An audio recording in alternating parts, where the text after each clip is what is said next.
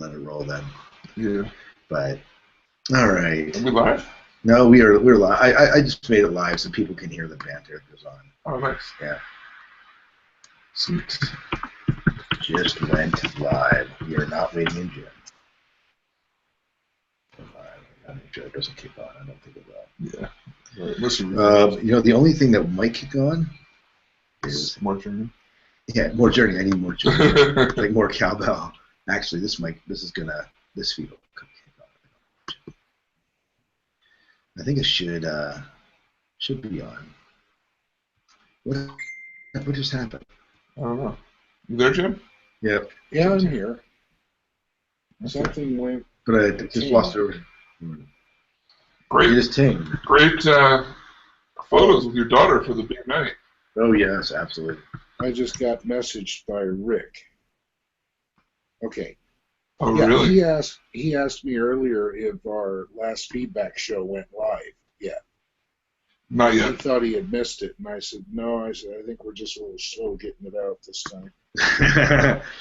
Slacker. I started a new job. Excuses. Yeah, what are you doing? Excuses. I know.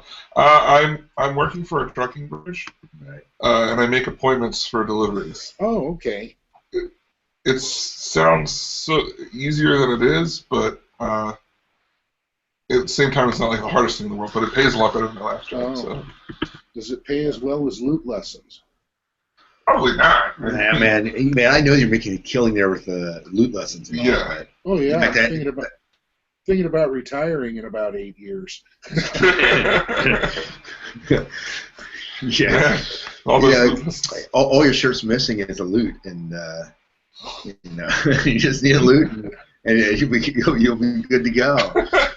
For those of you that just joining us tonight and you haven't heard the loot story, go back. I don't know, 5, 6, 8 episodes. Get back to the beginning when Jim was riding the sandworm with a loot. Yeah. Well, that was. No, it was the episode where we did the Dune miniseries. That's right. Yes. Was it the Dune miniseries? Yes. Or was it when we did? Did we complain about it with the rock opera music with the Lynch film? No, that was the Dune miniseries. Gurney Halleck had the loot, and Jim said, "That's not a battle set. That's on loot." And he was enraged. He was in fact, yeah. Oh gosh. So go back. You've never seen me enraged. So here's our goal tonight, chat room and everyone listening. Our goal is to make Jim enraged. Yeah. No. No. You don't want to make me angry. But my personal goal is to mention the loot as often as possible. Yes. So we're doing God loot, Emperor loot. Yeah, Emperor loot. Every loot. Yeah. Yes. So what did you loot of this book? Yeah. What did you loot of this book? Yes. On a scale of loot to 10. Well, there was a time where his granddaughter looted something out of one of his castles, right? Yeah. She looted the journal. So yeah, she did. She did loot. She scored some sweet loot. Yeah, it was great loot, and then she sent that loot to the Ixian so that they could translate it. And she got that loot back and was sharing that loot with other people. She did.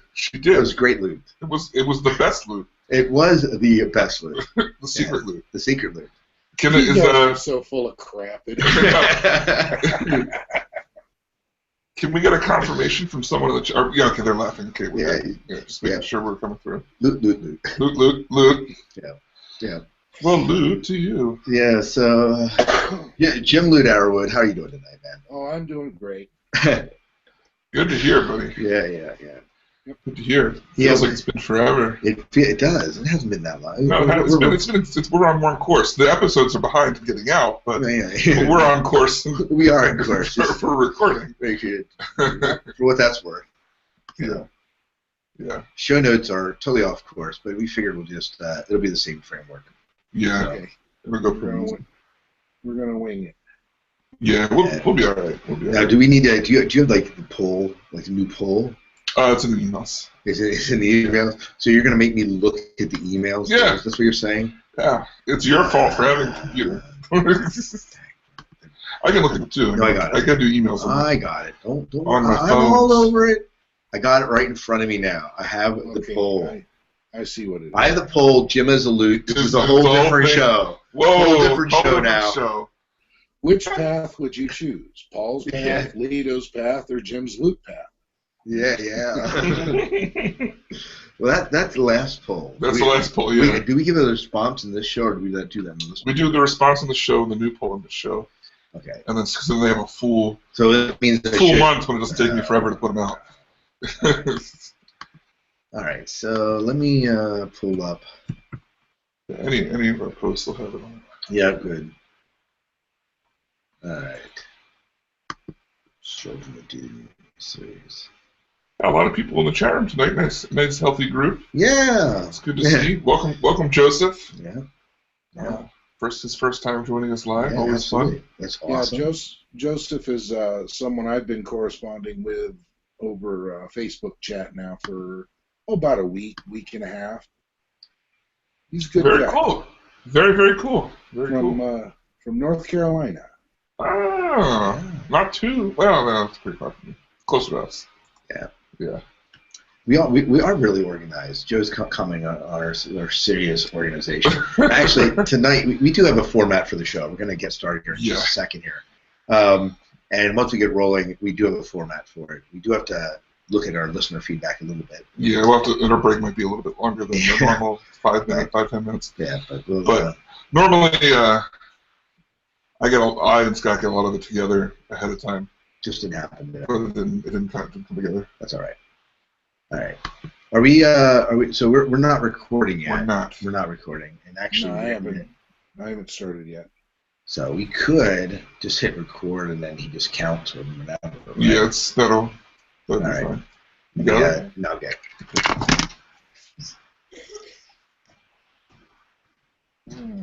You know, there's a weird thing that happens, Jim. Yeah. From your stuff to our stuff, like you would think that our recording would be slower because of than yours, but your recording, which is in real time, usually has more latency to it than ours. Like you will speak sooner in the recording that we record than you do at yours at home. It's not it's not a lot, but if you listen to them side by side after the count where they're matched up, it's just enough to make it sound like an echo. It's weird. That is weird. Well, most likely that is because I'm talking to you on my iPad and I'm recording on a digital recorder. No, that could be. That is probably. Which is probably further away, right? Just a couple inches or something. Yeah. Okay. Yeah. That's it. Yeah. So really, Jim's really here in the room. We just pretend he's far away. He's far away. Yeah. It's like we just don't have him in the same room we're sitting in because we have some deep stare into each other's eyes moments that we can't handle it. Yeah. It's like too much Jim. Yeah. It's too much Jim. What can I say? So we're recording. So. Yeah, so we're good. So whenever you want to give the count, we should be good for this God Emperor. All right, here we go. In 3, 2, 1. Welcome to the Dune Saga podcast. I'm David Moulton. I'm Scott Herzog. And I'm Jim Arrowwood. And on this episode, we're going to be discussing God Emperor of Dune. Of Dune. With the loot. Yeah, with a loot. God Loot of Dune. This book takes place over 3,000 years after Children of Dune, and we see Leto's transformation way down the road. He's kind of a proto-worm with just a little bit of humanity left, and he's leading humanity on his golden path, and not everyone's happy with that. Yeah. And that's kind of his plan. Yeah, that's pretty much it in brief. Yeah. Now, my understanding going into this was, David, one of your favorite, if not your favorite, Dune book ever. It is, and it remains my favorite Dune book. So, unless my opinions change when we read some of the newer ones right. down the road here, but so far, this is still my favorite book. And here's what I'm going to support that with. Did you guys have the foreword by Brian on your versions? Yes. Yeah. Yes. In there, he says exactly what really sells the book to me, and I think why it stands out to me so much. He mentions that when people would read the first 3 books, you would get a sense of the psychology and the religion and the government issues in it. And every time you go back and you reread it, you kind of discover another angle of that hidden within the book. But God Emperor of Dune is a bridge between 2 trilogies. One that was never finished, but a bridge between two trilogies. And he said, this book, you read it, and when you finish, you realize that you've just absorbed a textbook. And you want to go back and study it, rather than when you read Dune, you read it for fun and you kind of discover another angle. With this, it's very concrete, and you go back and you learn from it like you would learn from a textbook. And I was like, that's why I think I like it so much. It's so full of this. It's like someone just dropped the knowledge and it just kept going for 400 pages. Yeah. Yeah. So remains your top book. Yeah. So now, Jim, had you read this book before coming into it? Oh, many, many years ago, yes. And your experience coming back to it again after all these years? It was all new. It was all very new. I had listened to the audio book quite a bit of it, maybe 3 or 4 years ago, but that doesn't stick with me like reading it. What I did notice this time, though, is it seemed to me like there was a shift in writing style. Yeah. I didn't enjoy the book before because it was just, Children of Dune was just really too hard to read. This one had a lot of the same in it, but it wasn't. The story was a lot clearer, and it wasn't buried in everything so much. Mm-hmm. Yeah, I would agree with it. I had never read this book before. Okay. So I came to this as I came to this with not only the backing of Herbert's Dune, but also of Anderson and Brian Herbert's Dune, informing some of the story. And this, of course, has informed, for those of you that are kind of jumping in on the podcast, we started this podcast looking at everything, for the most part, chronologically, except for the school books, which have been coming out since we've been doing this podcast. And so we'll hit those, but we'll hit those at the end, and those will be the only ones we do really out of order. Mm-hmm.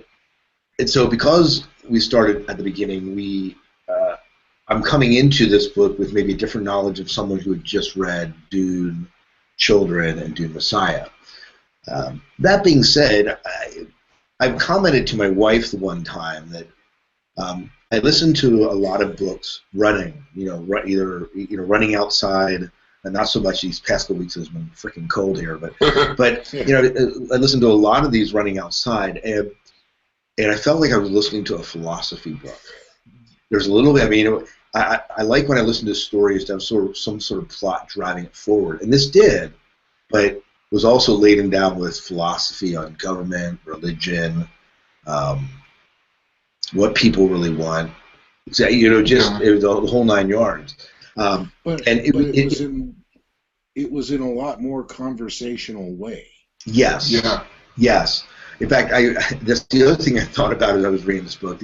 This book, there is action, but a lot of what drives this story forward are conversations people are having with each other. Mm-hmm. And in those conversations, you're finding out about people, but you're finding out about deeper things going on in the kingdom of Lando, right?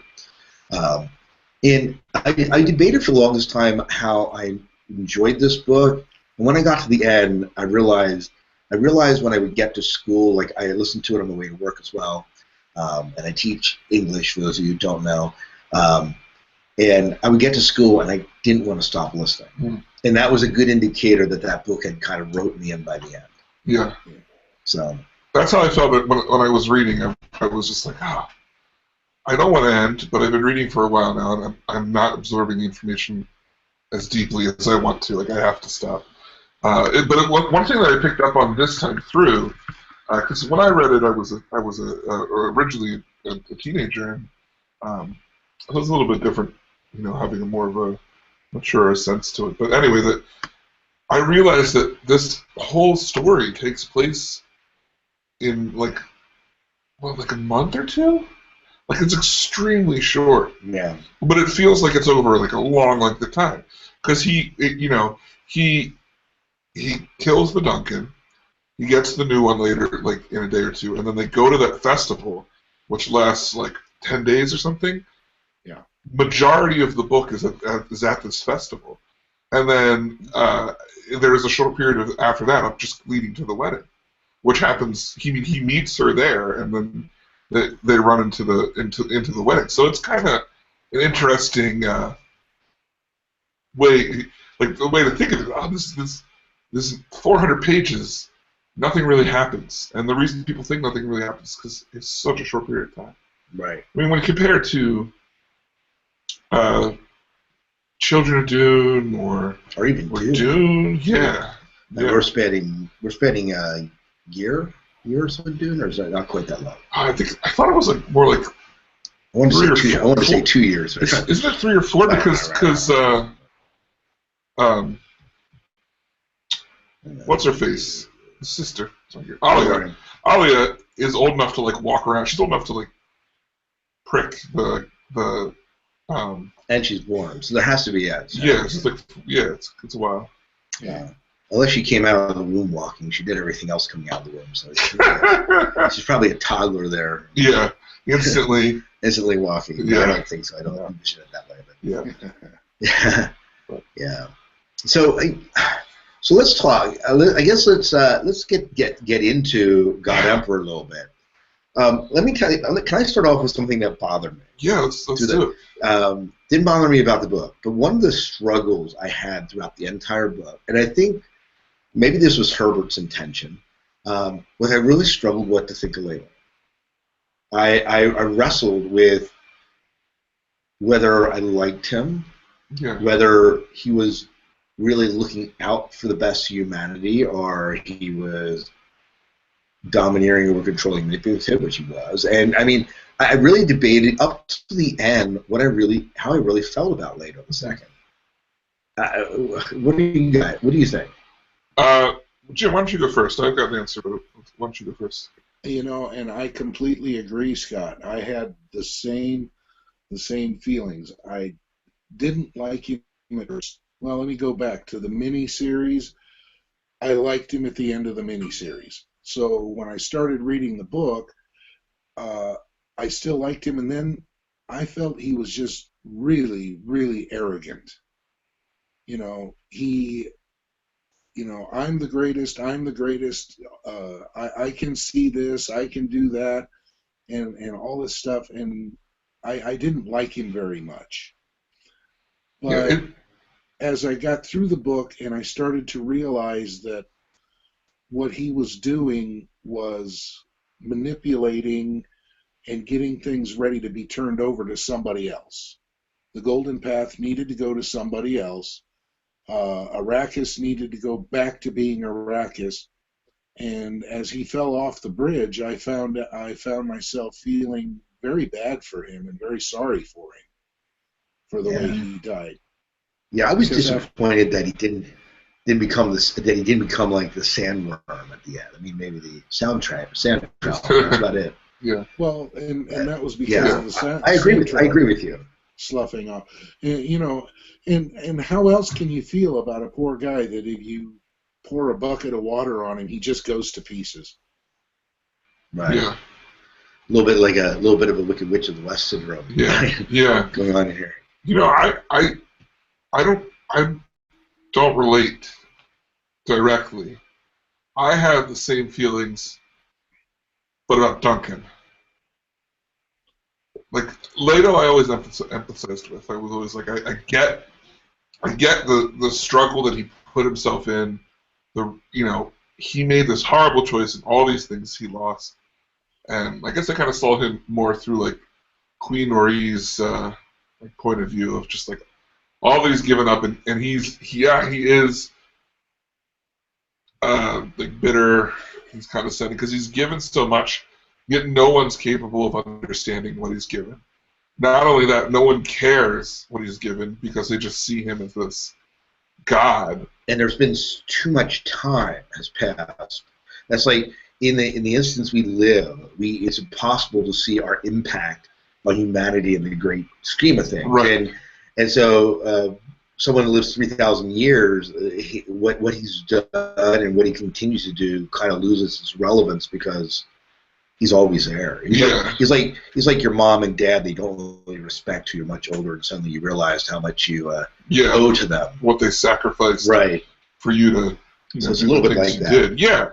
No, I mean, I that's exactly it. So I've always, but Duncan, this guy that you just like admire, his qualities, and so he comes into this book and he's just a whiny little boy. Like he just doesn't understand. He doesn't make an effort to fit in or to feel like he's part of this society. I mean, I guess he does, but like he's just angry all the time. This angsty little teenager.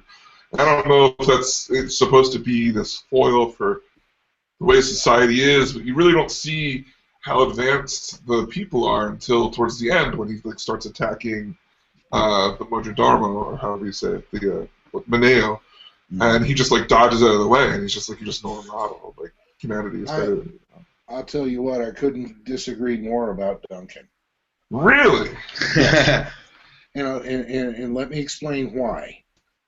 Okay. Duncan came along when Paulus was Duke, and was there while Leto was Duke, or am I mistaken that? He was not there when Paul. If he was there with Paulus, he was there as a very young boy. He was accused of the whole bull thing, but that was not. He wasn't really like in the service of. Right. Okay. Yeah, he was in the service of it. Okay. Well, at any rate, he hung out with Paul, and none of those three ever set themselves up to be a deity. Right. Okay. None of the Atreides had ever done that. The Atreides were always very honorable. Well, wait. With the exception of Paul. What about? I was going to say Paul set himself up. But what about his sister? Because isn't Duncan the one that gets married to? Yeah, but this isn't that Duncan. Well, it's a Gola in the series. Yeah, but this Duncan only has memory up to where he died on Dune the first time. So he doesn't remember. He doesn't remember children of Dune. Dune Saga. Yeah, I see. Duncan just did not see Leto II as an Atreides. And I agree with that. I didn't either. And of course, with the memories coming back and coming back and coming back with each iteration of Duncan, he was disappointed to the point of being angry about it. Mm-hmm. Yeah, and I guess for me, when I look at Duncan, I thought that I struggled with him too, and I struggled with Leto throughout most of the book. But I agreed. I think by the end, I kind of did feel for him. But throughout a lot of the book, I just felt like I didn't know what to do with him. With Duncan, it flip-flopped. I liked him at the beginning, but then toward the end, like the controlled swordsman and guard that he was supposed to be, I just didn't see that. He seemed too emotional for the Duncan that we had gotten to know after going to the Swordmaster School and coming back. And we see a little bit of emotion in Dune when he comes in drunk the one night and just totally, bashes Jessica, not literally, but and apologizes on later for it. But other than that, you really don't. And again, but let me be fair about this. So we don't get much Duncan period in Dune because he's killed off. Right. And so a lot of my perspective of Duncan is all prequel books. Mhm. and that is the other caveat that's playing into this. We're reading, Frank Herbert's portrayal. This is really the first deep portrayal that we have of Duncan from Frank Herbert's perspective. Am I But correct? it's not Duncan. It's a Gola. See, this is something that I thought about when editing the other episodes. I think that the idea of a Gola isn't. How do I say? I feel like you guys don't acknowledge it to the way that Frank Herbert wants you to. That once he remembers himself, He is Duncan. he is Duncan.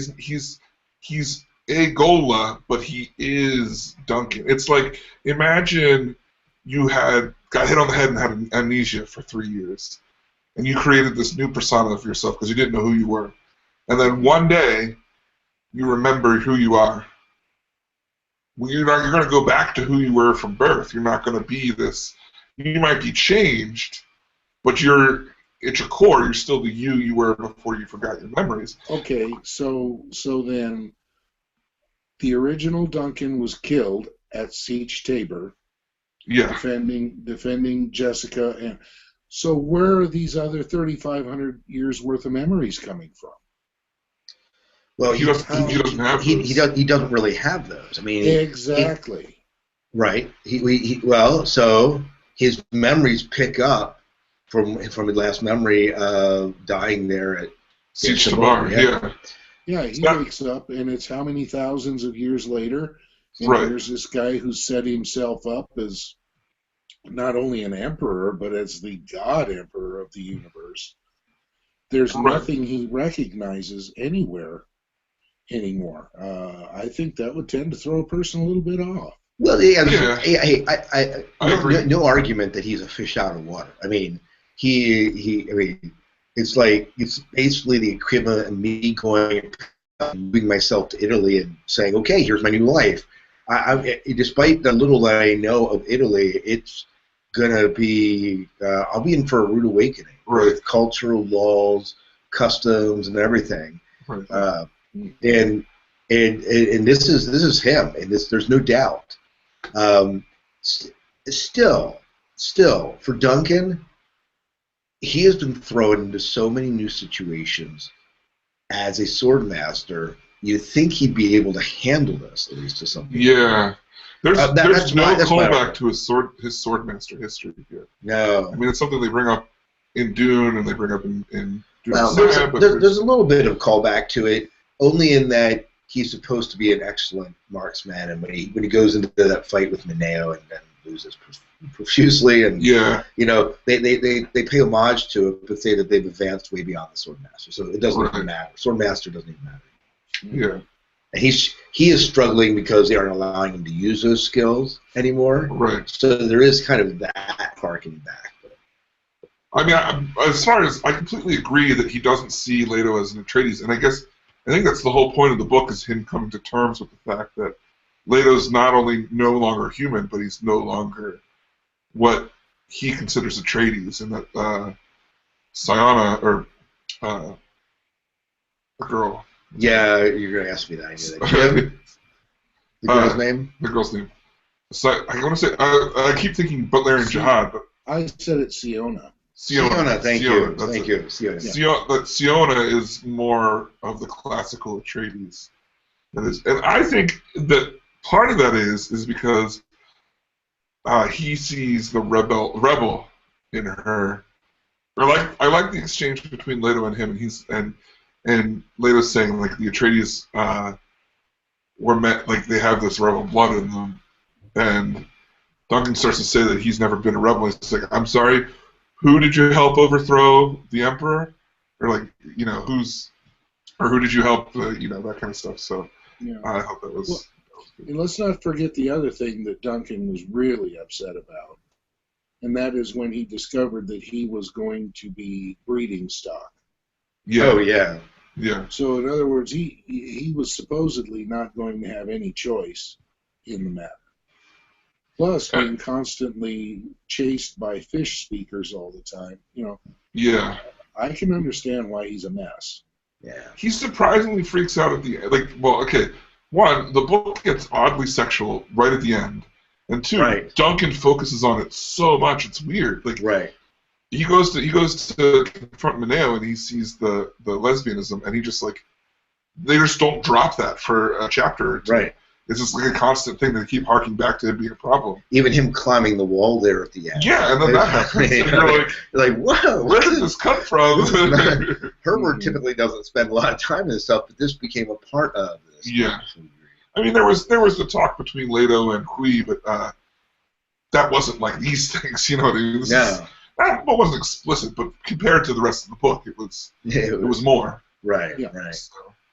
Yeah. You know, it's funny, this whole, you can understand Duncan not wanting to be used as breeding stock. The irony is, Leto kind of has told him he's going to be this. There is almost this romantic attachment to Siona at the end. Yeah. And so, despite the fact that he's been balking at it, this golden path that Leto sees seems to be coming to fruition anyways. Yeah, and one of the things that I thought was funny is that she fought against it almost more than he did. Like I think if she would have been open to it, he would have given in.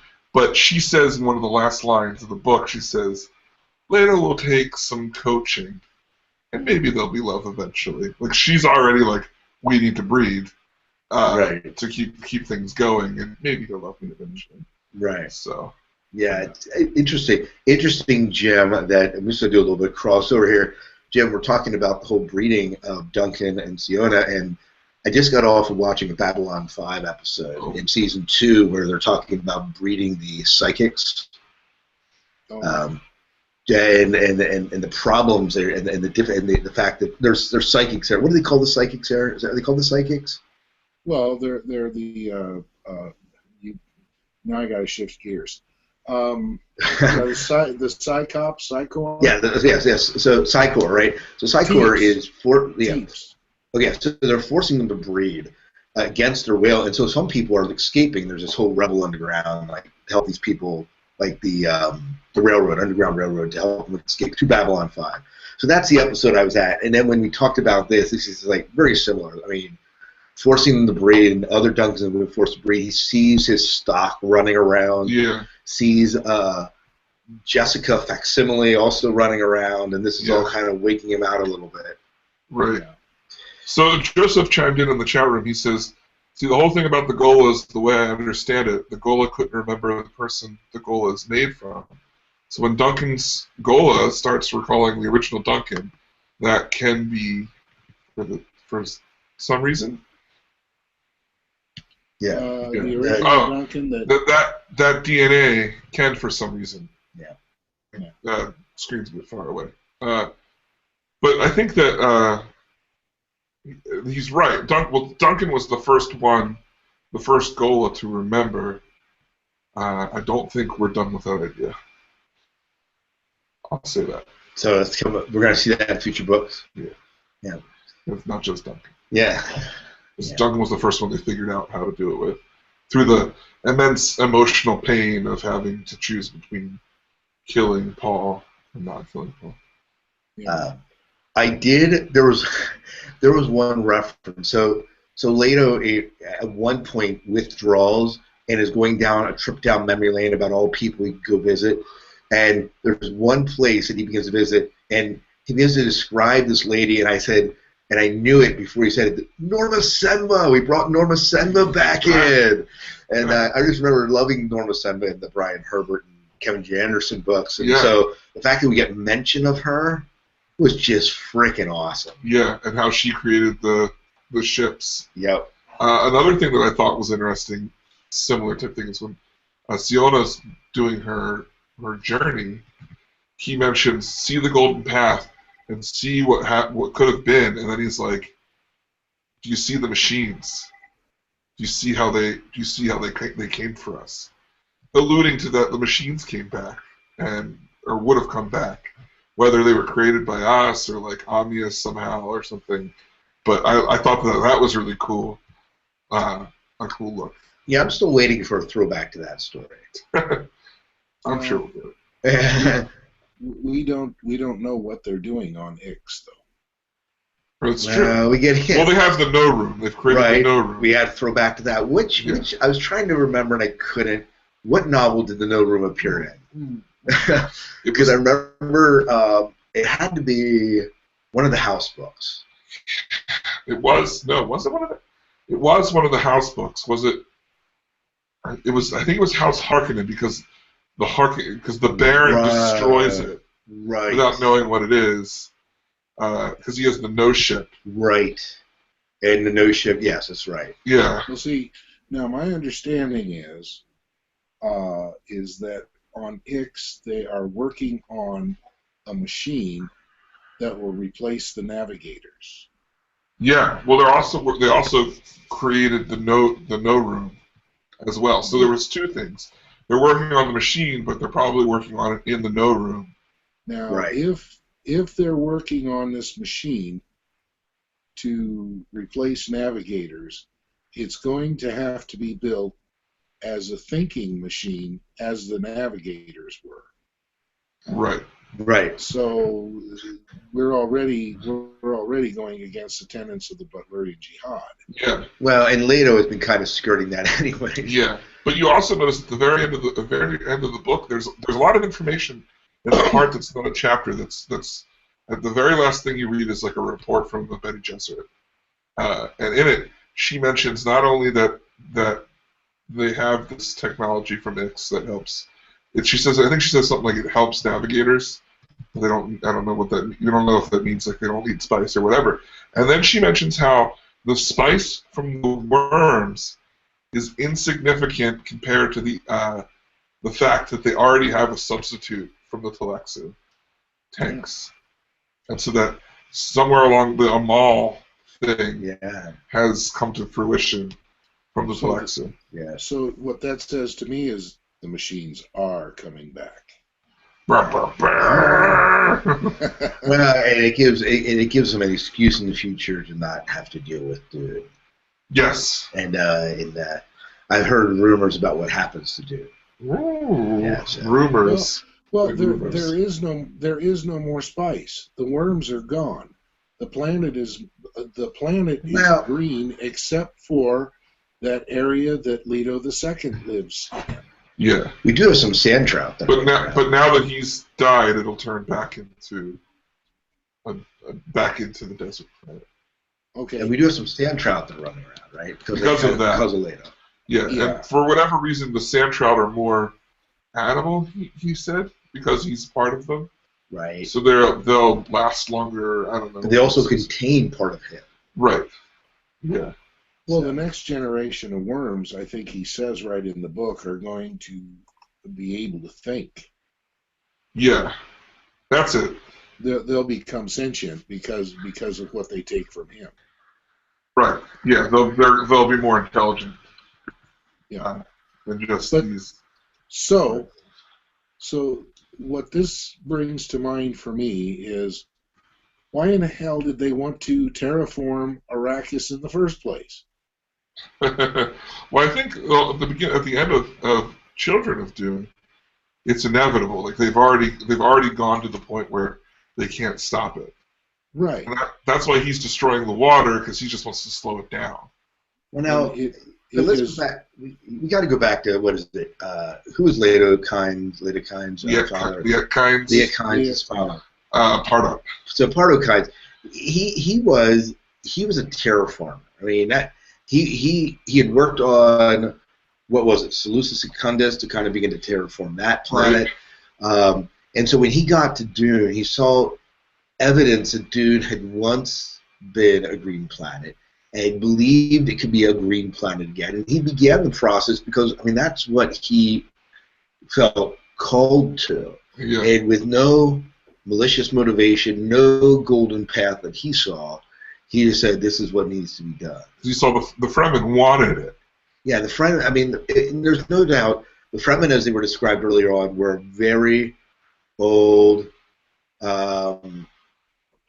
were very old, and were very hardened by the environment they grew up in. That didn't necessarily, it wasn't always voluntary. They didn't always want to be that way. Right. But it was like a catch-22.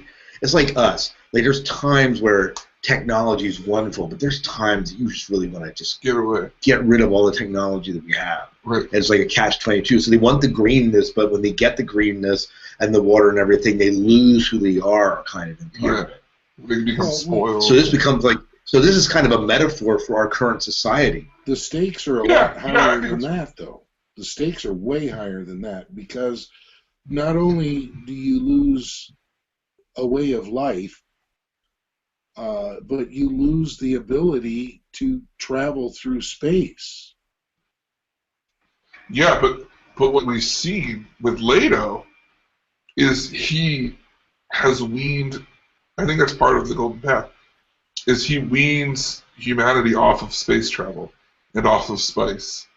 And he makes them like so enclosed that they don't know anything but like people don't really know anything but their planets. Right. But I think his point was what he actually wanted to do for the Golden Path was to save humanity by eliminating prescience. Yes, there's multiple levels. I think that's the main one. By eliminating prescience with like Siona's ability to hide, like now the Atreides blood has this ability where they're not able to be seen by prescient thought, which is like a living no room. And then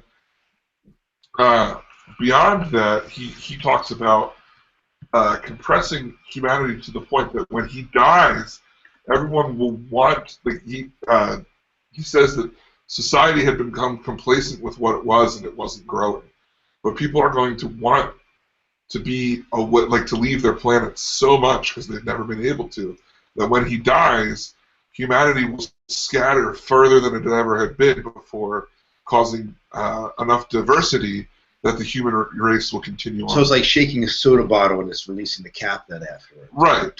I think it's what he saw was like when you think of like close communities or even to a degree the like we see how the Amish deal with it here where we are is there becomes inbreeding, and if you get too much of that, it's a problem. So like for the Amish, they go to Idaho or Ohio, the Amish out there, and they find their mates like further away. Well, I think society had gotten so connected, even though it was on all these different planets, that the breeding stock was dying out, and that there wasn't enough genetic differences. That's when he saw us becoming extinct because of that. So, as a result, the scattering or whatever allows diversity. Huh. That's what I got. Yeah. No, I think it's all good, and I mean, this book is working on multiple paradigms, not only for our society, but also in what it's saying about the society of Dune. Right. Yeah. Yeah. Yeah. But, so talk about where do we go from here? Yeah, it's like it's just there's no doubt that this book certainly speaks on a philosophical level. Right. And you look at where does this play into our society. Jim, you were saying it's greater than just the technology of society, but it's also a treatise of freedom. They wanted peace, but at what cost? Yeah. And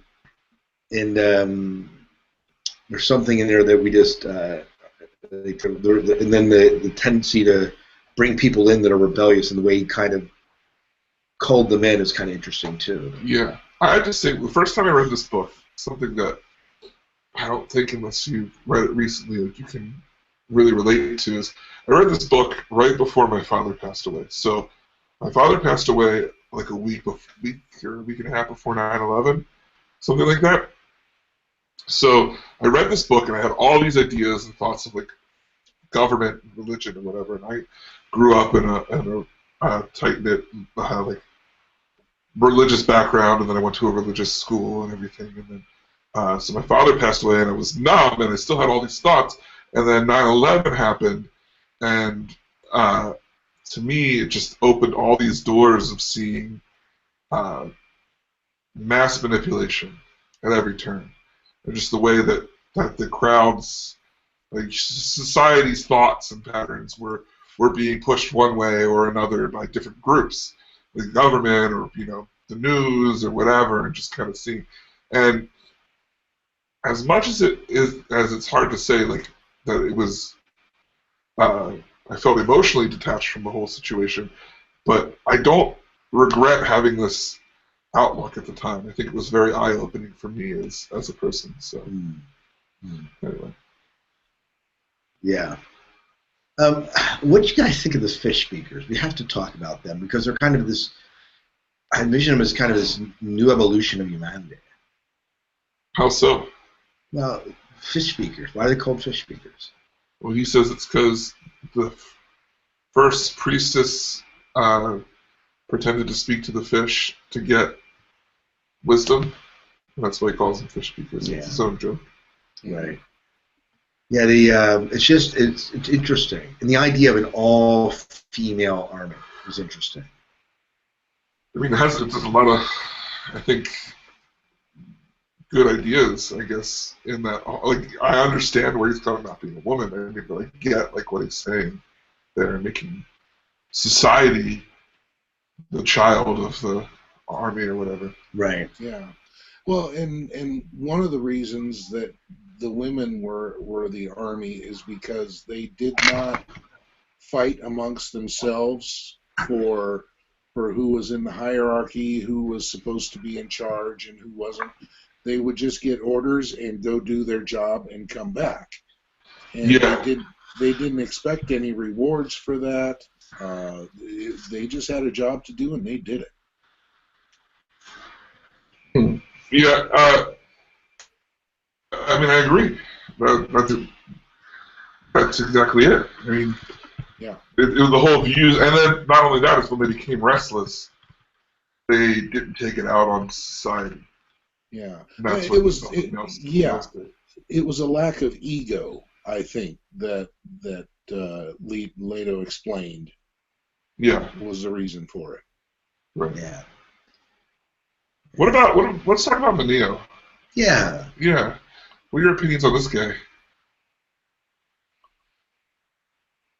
I think at the end of the book, even though when he dies, he professes his caring for, like, his true belief in the God Emperor. I read it as he was becoming closer and closer to becoming the rebel again. In my mind, I mean, maybe I didn't read it properly, but. Oh, is that Maneo you're talking about? Yeah, Maneo. Okay, my internet hiccuped right as you said the name, and so I didn't catch it. Yeah. Yeah. So I mean, I thought that he was getting closer and closer to being to being a rebel, from what he was. But then when he dies, like, he expresses this true belief in Leto and in the Golden Path. Yeah, to me, he spent most of the book just trying not to get killed. Yeah. Well, I mean, he saw the worm. Yeah. Here comes the worm. The worm's getting close to the surface. I'm out of here. I think it's funny that Leto, if he did, he doesn't really bring up the fact that, I guess because he doesn't see the worm in himself until he gets mad at Maneo for saying that from the fish speakers, and acts out, pretends that, like, the worm is coming, and falsely attacks, doesn't actually want to kill him, but lands in front of him like a scare, like a pretend punch. I thought that was kind of his way of being like, oh, I get it now, what you think you see in me, but you don't get it, like, I'm still your god or whatever. Right. It's he's an interesting character, and he seems to, probably more than any other than his supposed future queen, and he never officially marries. Other than her, he seems to be the closest one to understanding Leto. Yeah. And so, in that regards, he seems to he has bought into the idea of the Golden Path as he understands it. Yeah. But he's constantly challenged. One of the things that's interesting from Leto always pushes people out and where they think they understand and they don't fully. Yeah. Right.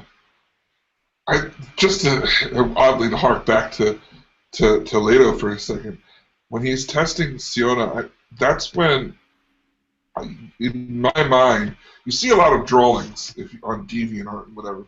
If you Google God Emperor of Dune and you just go to the images, you will see a lot of different interpretations of Leto, and a lot of them show from the waist up, he's primarily still human. And reading the book, I never, ever saw him as that, because they say how tiny his legs are, and his arms are just these puny little things that are on the side of him that aren't like proportionally in the right spot. But nothing really, to me, seals the deal that these interpretations of Leto are incorrect, as much as when he's in the desert with Siona and he's like, come sleep in this hammock on the front of me. So he's so big that the front of him can hold an adult woman like a bed. Yeah, right. And like, so there are some pictures on there that actually do represent that type of Leto, where he's this giant, not fully sized worm thing, and his arms are like most of the way down, but his head's just this really tiny thing on the top of this body, and kind of almost completely surrounded. See, I had a lot of trouble picturing what he would look like. You know, the covers of the books just never really did it for me. Right. You know, a worm with its mouth wide open and a face. And you know, I've had a lot of trouble picturing what that would look like. Yeah. Yeah. I mean, the book, God Emperor of Dune, that I started with, the paperback, I felt that was the closest. The only problem was that his head was more proportionate to the body, like it was bigger. With some of these DeviantArts that I've seen that actually look like him. Like it's a regular sized human head just in the center of this giant like mass. So yeah. You know, the picture that you threw up of, you don't have it here, but the Facebook picture that you have there is probably the closest picture I've seen to kind of what I picture. But even that, I picture the picture just his face just kind of set into the body. Yeah, to me that's not. I mean, that looks cool, but that's not what he... I mean, if you give me just a second, just Google God Emperor of Dune and take a look at the... yeah, I'm looking at some of them now. Yeah. To me... Some of them are obviously way off base. Yeah, that's what I thought, too. It's like, where did you get this inspiration? But... some of the, I wonder if the covers of some of Frank Herbert's books capture it a little bit more than some. Was it this one? No, this one here was the most that I could. That one there. Yeah, look how tiny his face is, and his arms are way too big. But right. Like this doesn't look like it to me at all. This doesn't either. Yeah, maybe that's what I can. Anyway, it's an interesting thing to look at. I mean, the way that different people imagined it, when you really remember what a worm looks like and remember about how they spend a decent time describing what he looks like. You know, with little hands. Yeah, that looks... That's pretty close. Because Menil even says, like, or in the gap that Siona lays in, he's like, is that where the mouth of the worm will eventually emerge? So I thought that was interesting. But anyway. I like this comic. Universal domination in 3 steps. Girl plus worm equals girl worm? Yeah, well, immortality. Oh. Anyways, so where are we at with worm sleeping bag? Yeah, we do need the worm sleeping bag. Yeah, we definitely need the worm. And we need, that would be like a great picture. There is one. Don't someone make a worm sleeping bag? I'm sure. Think Geek, get on that right now. Okay, well, we kind of rabbit trail here a little bit. Any other characters, or we really didn't talk about any scenes in this book. We talked a lot about the depth, the philosophy of it.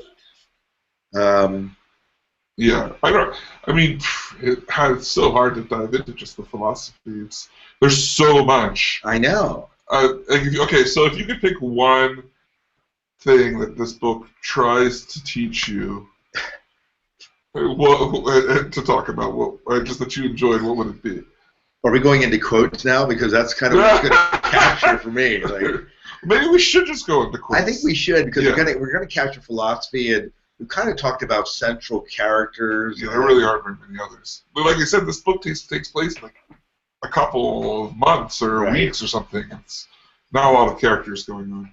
Right. There's obviously the Bene Gesserit. They should be at least honorably mentioned. Yeah, but then Malky. Right. but he's barely in it. Right. And the Bene Gesserit are in it, and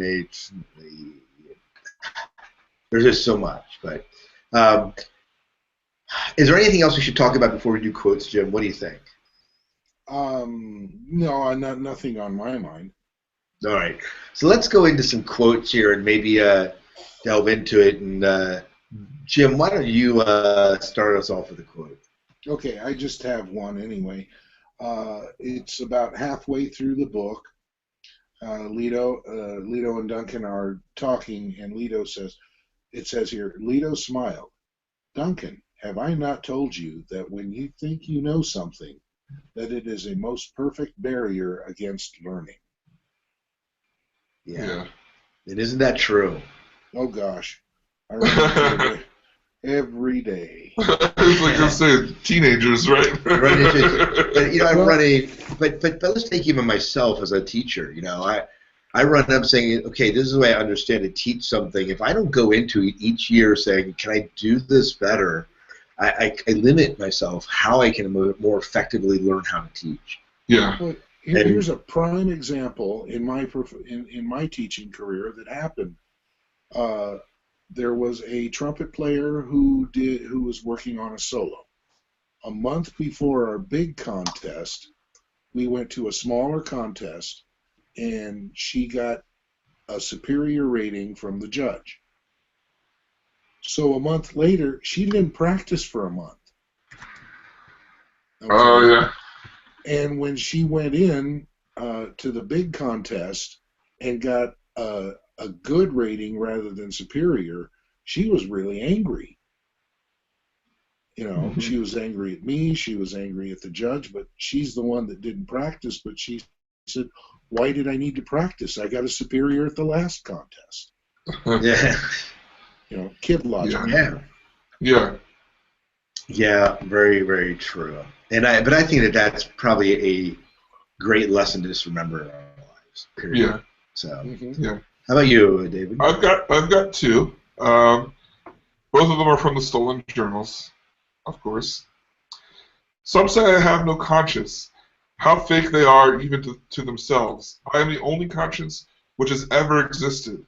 As wine retains the perfume of its cask, I retain the essence of my most ancient genesis, and that is the seed of conscience. That is what makes me holy. I am God because I am the only one who really knows his heredity. Yeah. That kind of spoke to his, everything, basically everything that he was. Oh, yeah. Given enough time for the generations to evolve, the predator produces particular survival adaptations in its prey, which, through the circular operation of feedback, produce changes in the predator, which again change the prey, etc., etc., etc. Many powerful forces do the same thing. You can count religion among such forces. Oh, yeah. Most definitely. Yeah. Mm-hmm. Those are good quotes. Ming Lord gave us a quote in the chat room we should share, and she said, I am a chip of a shattered flint enclosed in a box. The box gyrates and quakes, tossed about in a storm of mysteries. And when the box opens, I return to this present like a stranger in a primitive land. Slowly, I say, I relearn my name. Ooh, yeah. So. Yeah. We're talking about when he dives into his past. Yeah. Right. Yeah, I think so. One of my favorite quotes, and there's actually a lot. Let me share a few of them. I found this an interesting quote. When I need to identify rebels, I look for men with principles. Mm-hmm. People that are willing to stand by their principles. So few people are willing to stand by their principles and what they believe these days. And who better than a rebel who's going to go against society for it? Yeah. I have 3 others. Can I share them? Yeah. Okay. So, this wise man observed that wealth is a tool of freedom, but the pursuit of wealth is a way to slavery. That's like one of those Confucius sayings, yeah. A little bit there. It'd be on a fortune cookie. Right. Another one that's probably should be in a fortune cookie. The truth always carries the ambiguity of the words used to express it. There's a lot of talk about that in the book too, just Oh, about words and yeah. expressing things and how it changes what you're expressing. Well, yeah. When this goes back to the whole rewriting of history, Yeah, which they kind of deal yeah. with. He writes a lot of the histories. And Hmm. one last one. Most civilization is based on cowardice. It's so easy to civilize by teaching cowardice. You water down the standards, which would lead to bravery. You restrain the will. You regulate the appetites. You fence in the horizons. You make a law for every movement, every moment. Movement, sorry. You deny the existence of chaos. You teach even the children to breathe slowly. You tame. Yeah, I remember I read that last night. I was like, Yeah, ooh. oh, yeah. It's eerie. I mean, I just look at I look at my son, right? I love my son dearly. He doesn't, without medication, he would not fit very well in the traditional school system. So he's been classified as ADHD, and so he's on, I don't know, he's on Ritalin's one of the medicines he's on another one, but all to make him fit this idea that he should behave a certain way and learn a certain way. Yeah. I struggle with that as a parent. Mm-hmm. And as a teacher, because I know that I expect my students sitting in my classroom to behave a certain way. And to learn a certain way. And to learn a certain way, and I teach a certain way. But not everyone fits into that. And I understand that from a theoretical standpoint, mm-hmm. but as a teacher, I'd be a nightmare to try and teach that sort of thing. So, yeah. But I understand this, and I understand this idea that to control, to tame, to weed out, to get people to follow. Yeah. Yeah. Yeah, but. Well, outside of the quotes, one of the parts of the book that was probably my favorite, because I actually went, ha! Out loud in the theater where I was when Mineo was talking with his assistant, and she comes in and he says, "Those fingers, perfect for playing the lute." And then he allows her to play the lute in the other room and says, "Maybe someday she'll move up to a balisette." That's right. And I just started laughing. I was like, I never thought that we would actually see a lute in Dune. I know. It's been vindicated. I know. Yep. She would move up much faster to the balisette if she got lessons from Jim. Yeah. Jim. If Jim would have been in the book, if Franker would have contacted Jim, she could have accelerated her learning. I just wasn't thinking ahead. I know. Yeah, I picked up on the lute thing pretty fast too, and I started chuckling, and I said, "Oh, I'm gonna catch it now." Yep. Yeah. I have one other quote I want to share. Sure. Can I share one more quote? Yeah, go ahead. The difference between, and I thought this was a great dialogue about administration, when he had it. The difference between a good administrator and a bad one is about 5 heartbeats. Good administrators make immediate choices. They usually can be made to work. A bad administrator, on the other hand, hesitates, diddles around, asks for committees, for research, for reports, eventually acts in ways that create serious problems. A bad administrator is more concerned with reports and with decision. He wants hard record where he can display as an excuse for his errors. Though they depend on verbal orders, they never lie about what they've done if their verbal orders are cause problems. And they surround themselves with people with the ability to act wisely on the basis of verbal orders. Often, the most important piece of information is that something has gone wrong. Bad administrators hide their mistakes until it's too late to make corrections. Mm-hmm. And I just think about how long it takes for the wheel of administration, just an education, to turn. Yeah. And 5 heartbeats. Yeah, it can turn pretty darn quick. Yeah. It's kind of unfortunate that our administrators in education seem to be forced into being politicians also. Yeah, and I have a lot of respect for the administrators in our school, I should say that. And so there's a lot that they hand down that has been forced upon them. Yeah. And exactly. I think before I become an administrator, I take gasoline, pour it over myself, and light myself on fire. But then you'll be a minute. Then after that. Then I'd be a martyr. Then I'd be a martyr forever. So, All right. Well, I guess should we move on into the poll? Is that where we're at? Yeah, let's do the poll. Let's do the poll here. Start wrapping up here. Yeah, I have the poll. Or not the poll. I have the poll somewhere. Here's the poll. So the poll in last month was which path if I can speak here, would you choose? Would you take Paul's path, so he kind of forsakes the golden path, right? Or would you take Leto's golden path? Now we obviously are looking at it now, 3,000 years later, and that perspective maybe has changed. Yeah. But where did you guys end up? What did you vote for? Yeah.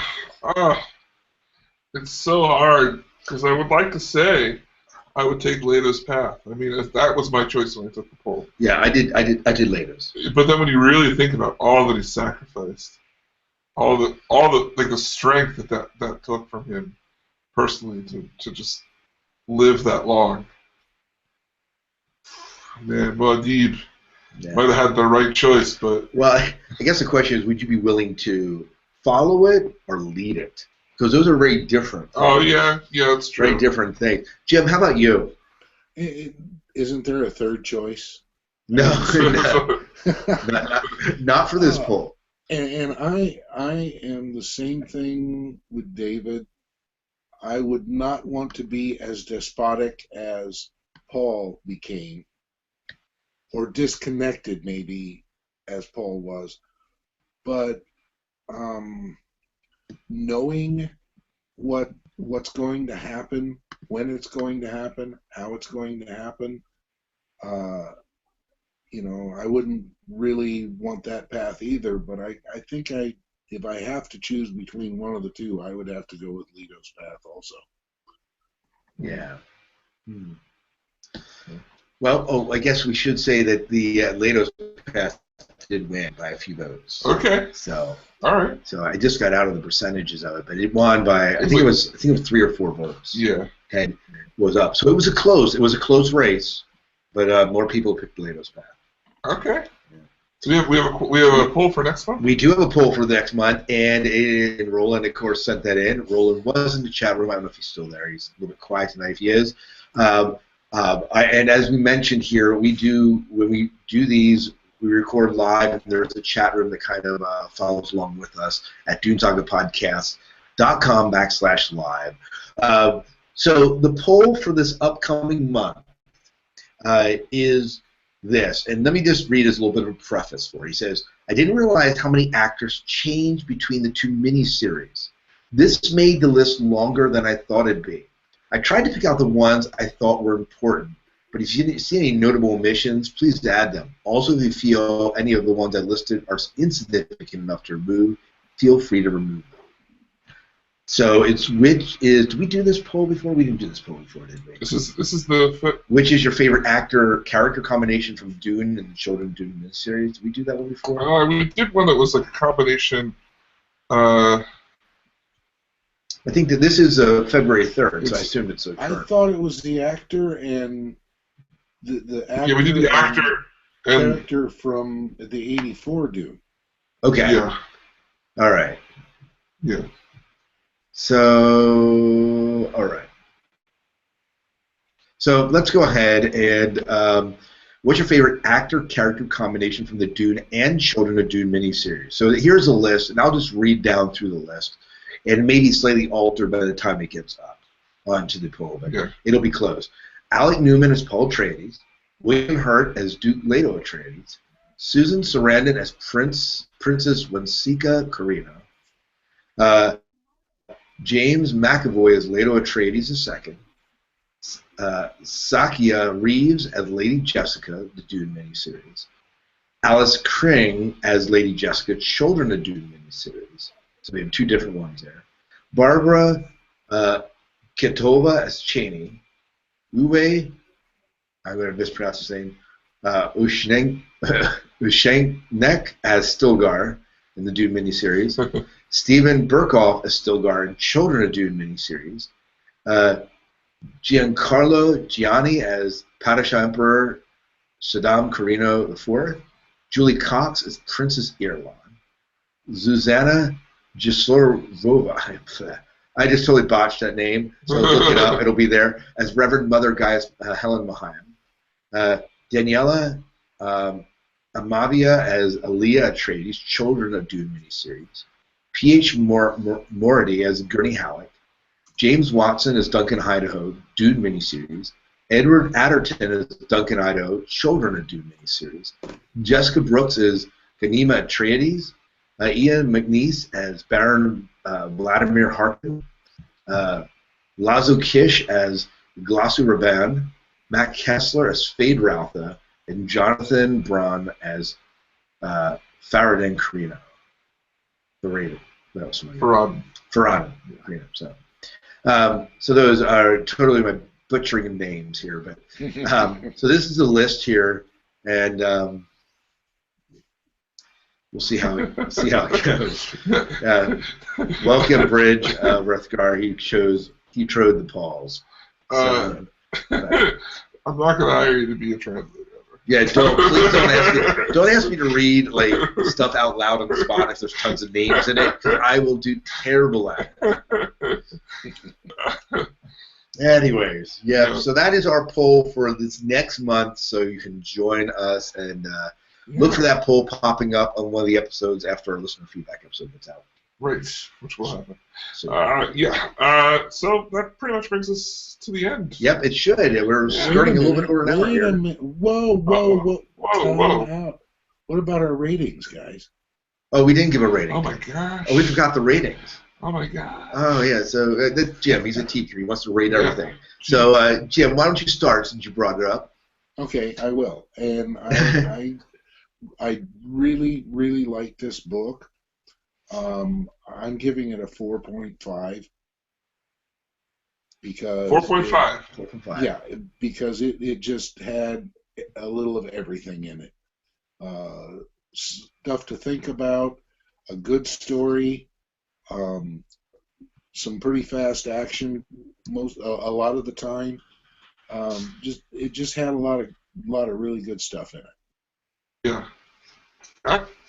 4.5. I agree with Jim. Really? I really did enjoy this book. The fact that I questioned how much I liked Later the Second throughout it, and how I felt about him meant that I was engaged in the character and deciding on what I thought about his choice in life. And the fact that I could not put this book down when I was reading it toward the end was a really good sign. So, not the 5 out of 5, but it was a pretty darn good book. Okay. I've got 5 out of 5, and if it was like a thermometer, it would be like almost bursting over on my side, just about there. So, I love this book. I love the fact that I read it the second time, loved it just as much as the first time, still felt like I was learning all these new things. The only thing that was a downside is that I knew how it was going to end. But other than that, I still thoroughly enjoyed this book, and I will read it again at some point, and I'll still keep referring to like things in it for the rest of my life. I'm sure. Right. So, yeah. All right. So there you go. Ratings. Yeah. So you can let us know your ratings too by writing in and emailing us for our listener feedback episodes. Yeah, you can email us at dunesagapodcast@gmail.com. You can find us on Facebook at facebook.com/Dune Saga Podcast, as well as on Twitter at Dune Saga Podcast. Yeah. You can call our hotline and leave a voicemail if you want. The number for that is 1-260-577-CHAT. 1-260-577-2428. We'll get that number in. You can also send an MP3 as well, recording. Easy to do from an iPhone or Android device. And you can just email that to the dunesagapodcast@gmail.com. That's right. Now, I want to say a special thank you to those who are supporting us on Patreon. Absolutely. Very, very nice of you to do that. If you are enjoying the show and would like to help us continue doing what we're doing financially, you can check out patreon.com/Dune Saga Podcast. And there we have a monthly subscription with different rewards on it and stuff if you would like to help support us. So that's a great option. Very cool. Well, I believe that's about it, right? Yeah. So for the Dune Saga Podcast, I'm David Moulton. Wait, we can't end yet. Oh. We can't because we didn't talk about the next book, what we're That's right. expecting in the next book. So what's the I next don't have book? the notes in front of me. I know. Yeah. It's my own fault. right. Here. So, but what is the next book that we're heading? Next book is Heretics of Dune, right? Yeah, early. I always get chat room's gonna like hate us. Just scroll down on the side. Right here. Yeah, I always forget it's Heretics in the chapter. Yeah, so Heretics of Dune is the next one. What are we expecting in Heretics? A whole new world. Sure. I'm expecting it. If I remember, there's a jump in time again, and I'm expecting to see how Dune has changed. She's changing back to a desert. Yeah. So.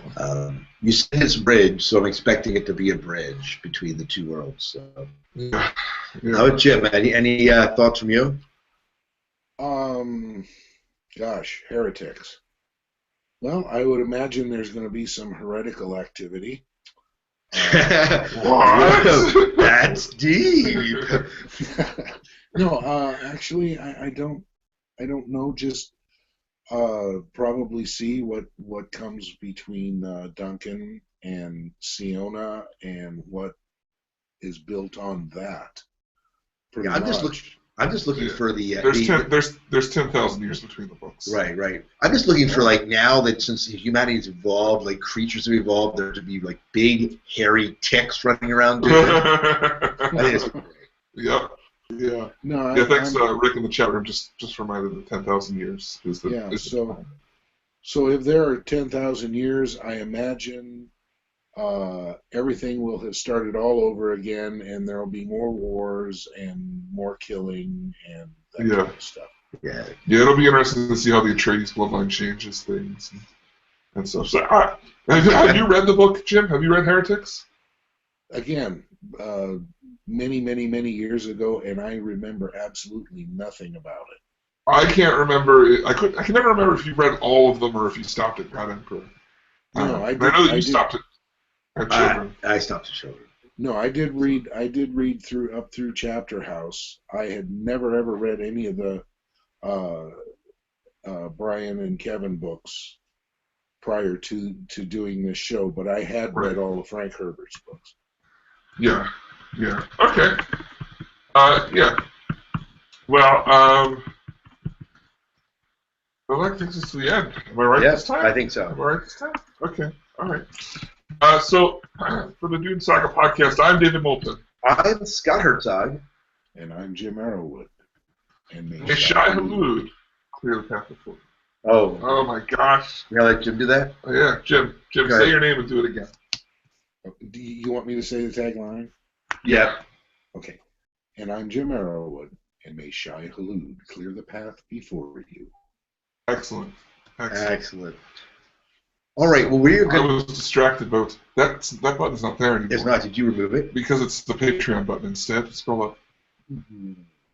Yeah, I removed it. Put just the Patreon up there. However, we have. Can you donate one time at Patreon? You can PayPal a donation to DuneSagaPodcast@gmail.com. Or is that how PayPal's up for Dune? I have no clue. I had that link up there. I don't know. I didn't. I'm pretty sure I do. If you PayPal a single, if you'd like to give just a single influx, you could PayPal. You do it through PayPal, and you can put your credit card in there. But I think you can. I think Patreon allows you. Can't you do a one-off donation in Patreon as well? You can do it once and then cancel the subscription. I don't know if you can just. I don't remember. I think you might be able to. It's been a while since since I set it up. Right. I know that we have ours set that it's a monthly payment. However, you only if we publish new content. If there's ever a month like over Christmas where we didn't publish anything, then there's no subscription. Perhaps we should still put a donate button up in the corner there again. Yeah. Just for people that don't want a Patreon. Right. Situations like that. All right, chat room. We will be back. We're going to take about a 5-minute break here so that we can kind of probably more like 10. Head. Because Scott and I are gonna eat dessert, but then. But then we have to like think about we got to think about the. Yeah. We actually got. I don't want to refill my coffee to stay awake here, and then I want to. We need to look through just a few notes here before we get started. Yeah, we got to get our notes together for the listener feedback. So if you're hanging out and you want to hear more, just give us 10 minutes. We'll keep the chat room open. We'll keep Yeah. the feed going. There just won't be anyone sitting here. Yeah, unless Jim's on the other side talking about loots or something. Right, like, I don't know what that guy's If you want to stay, you can stay for Jim's loot lecture. Yeah. He'll be talking about how you can find a loot, buy a loot, and purchase a loot. So. Yeah. It's going to cost a lot of money, you know. All right, we'll be back. All right.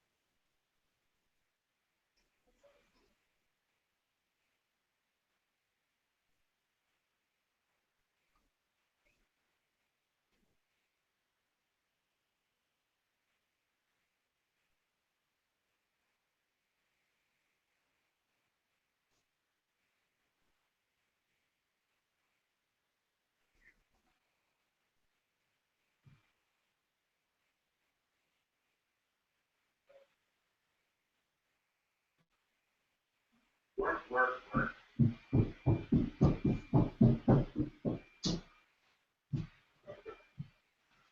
Yeah.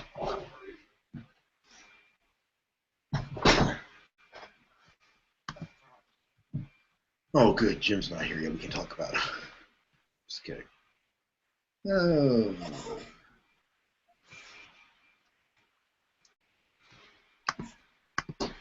Show notes. All right. Patreon supporters. Do we have any new Patreon supporters? I thought there was one. All right, I'm going to grab you guys here. I have to log in.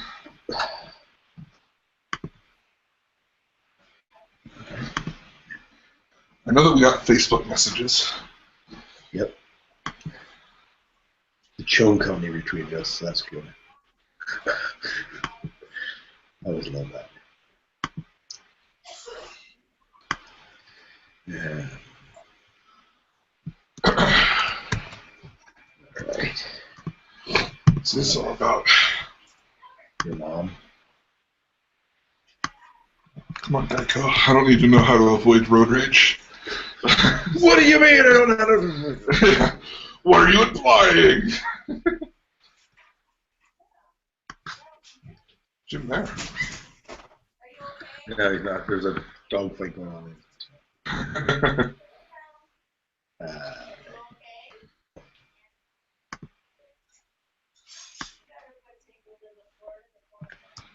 All right.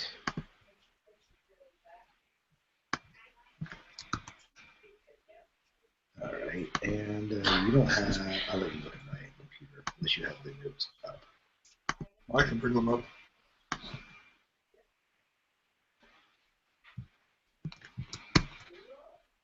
And I'm working on inspiration. No. Look at what they put in my your daughter put into my head.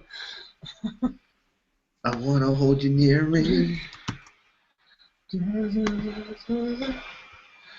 No one loves me like you do. I'm disturbed singing that next to you. Sad. Will we move on to another series when all of the books of Dune have been trounced, discussed, and torn apart? What do you think? Dun, dun, dun, dun, dun, dun, dun, dun. I'm asking you. What did you say? I'm responding to the chat room. I just read it. We move on to another series when Dune. Yes. Sorry, Ming Lord. I was not paying attention. Yeah, we're totally planning on rebranding as a general book club. Yeah, we just haven't decided exactly what that's going to look like. Yeah. But the nice thing is that a lot of people like yourself have asked the question enough for us to start planning. 9, 10 months? How long do we have? 8 months? I don't know. We've got a while, a little over half a year, to kind of figure out what we're going to do. I know that Scott and I kind of want to do sci-fi and fantasy, but Jim is hardcore no fantasy, so bug him about that. Maybe he... Wait a minute. Maybe you can get him to... Oh, wait. He's back. He's back. Oh, we should stop talking about... But you got to get on Jim's case, because we want him to do fantasy. Right. I think you can do it, Jim. What fantasy are we talking about? We're talking like... If you say Harry Potter, I am out. No. I mean, I didn't really...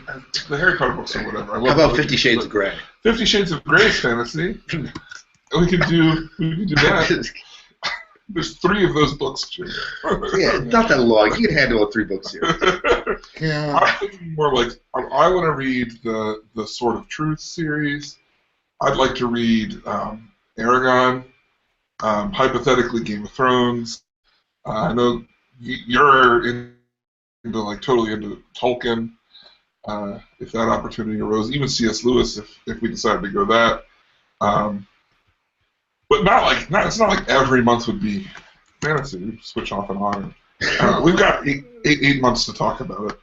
I'm not against it. I don't know where you're getting that idea, but I'm pretty sure you said I don't want to do fantasy. There's somewhere in there, Jim. Come on. I'm just teasing you. I can't see your face, but I hope you realize that I'm teasing you. Yeah, no, I'm open to just about anything. Asimov, yeah. I haven't read any of his stuff, so I would love to. What? You serious? Yeah, I haven't. I haven't. Yeah. Yeah, like I guess all these things are totally- the question becomes: do we want to do like a large, series. blown out series? Yeah, I don't know. I mean, to me, it's kind of like almost. I like the idea of that. I guess it's all very copy and paste, but kind of the way Sword and Laser does it, where it's every other month is a different. Like 1 month is sci-fi, the next month is fantasy, back and forth. But it doesn't have to be exactly like that. But I don't know. It could be something along those lines where it's not. If you do a long series, maybe it's not every month you're reading a book from that series. Maybe it's like every 2 months you read the next book in that series or something like that. Yeah. I don't know. Ideas, like I said, lots of stuff for us to talk about. I know that. Hey, and we're open to your ideas. If Yeah. you have, if you have any ideas as to what you would like us to cover, Yeah. please let us know. And there's an idea too. We could always have I'm sure there's some way that we could do some sort of dynamic poll where people could submit, and then whatever the next highest rated book is would be maybe what we would tackle. Something like that. I don't know. Joseph really wants us to do the entire Tolkien series. Yeah. Well, he specifically said like the untold stories of the Silmarillion. Right. The Silmarillion, he wants us to spend about like 6 episodes on, I think. Just on itself. Just on itself. Yeah.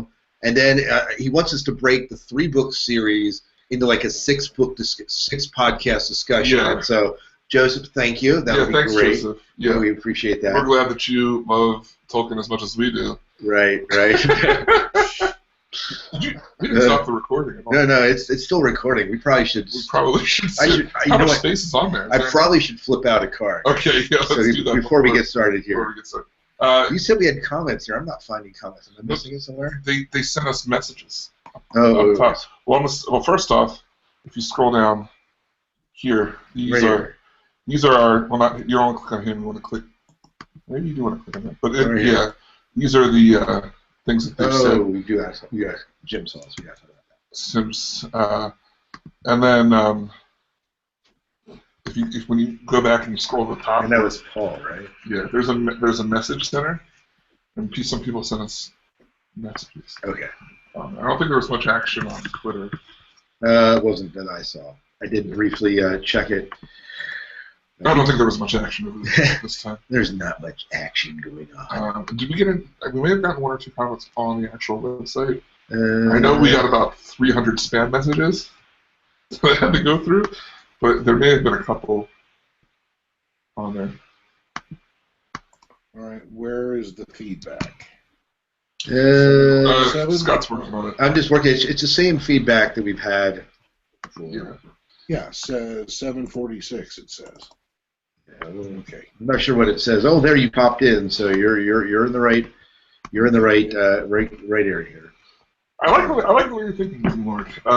Something that we've also kind of discussed is that in doing this, if we wanted to do like our own maybe a book that the others don't want to do, we could discuss it with another group of people or whatever. It's like a sub episode type of thing. I know that I have 2 guys that would really like to read and review graphic novels.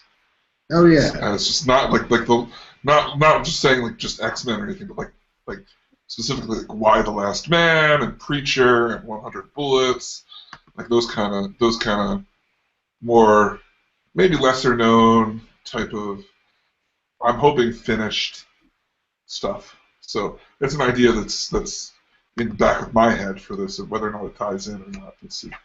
So. Yeah. Here, I found some of the messages. Okay. They're short, so I'll just throw them here at the. And here, we'll be ready to go in about 3 minutes. You know how to run that? You want to stop the podcast, flip in the other recording, and just give me the other card, and we'll format the other card here. Okay. Totally made no sense. You want me to hand you this one? Yes. You want me to hand you the other card? The one's over here? That one, just throw in and format. Okay. If stop the recording, pull it out. You may hear the audio drop just for a second.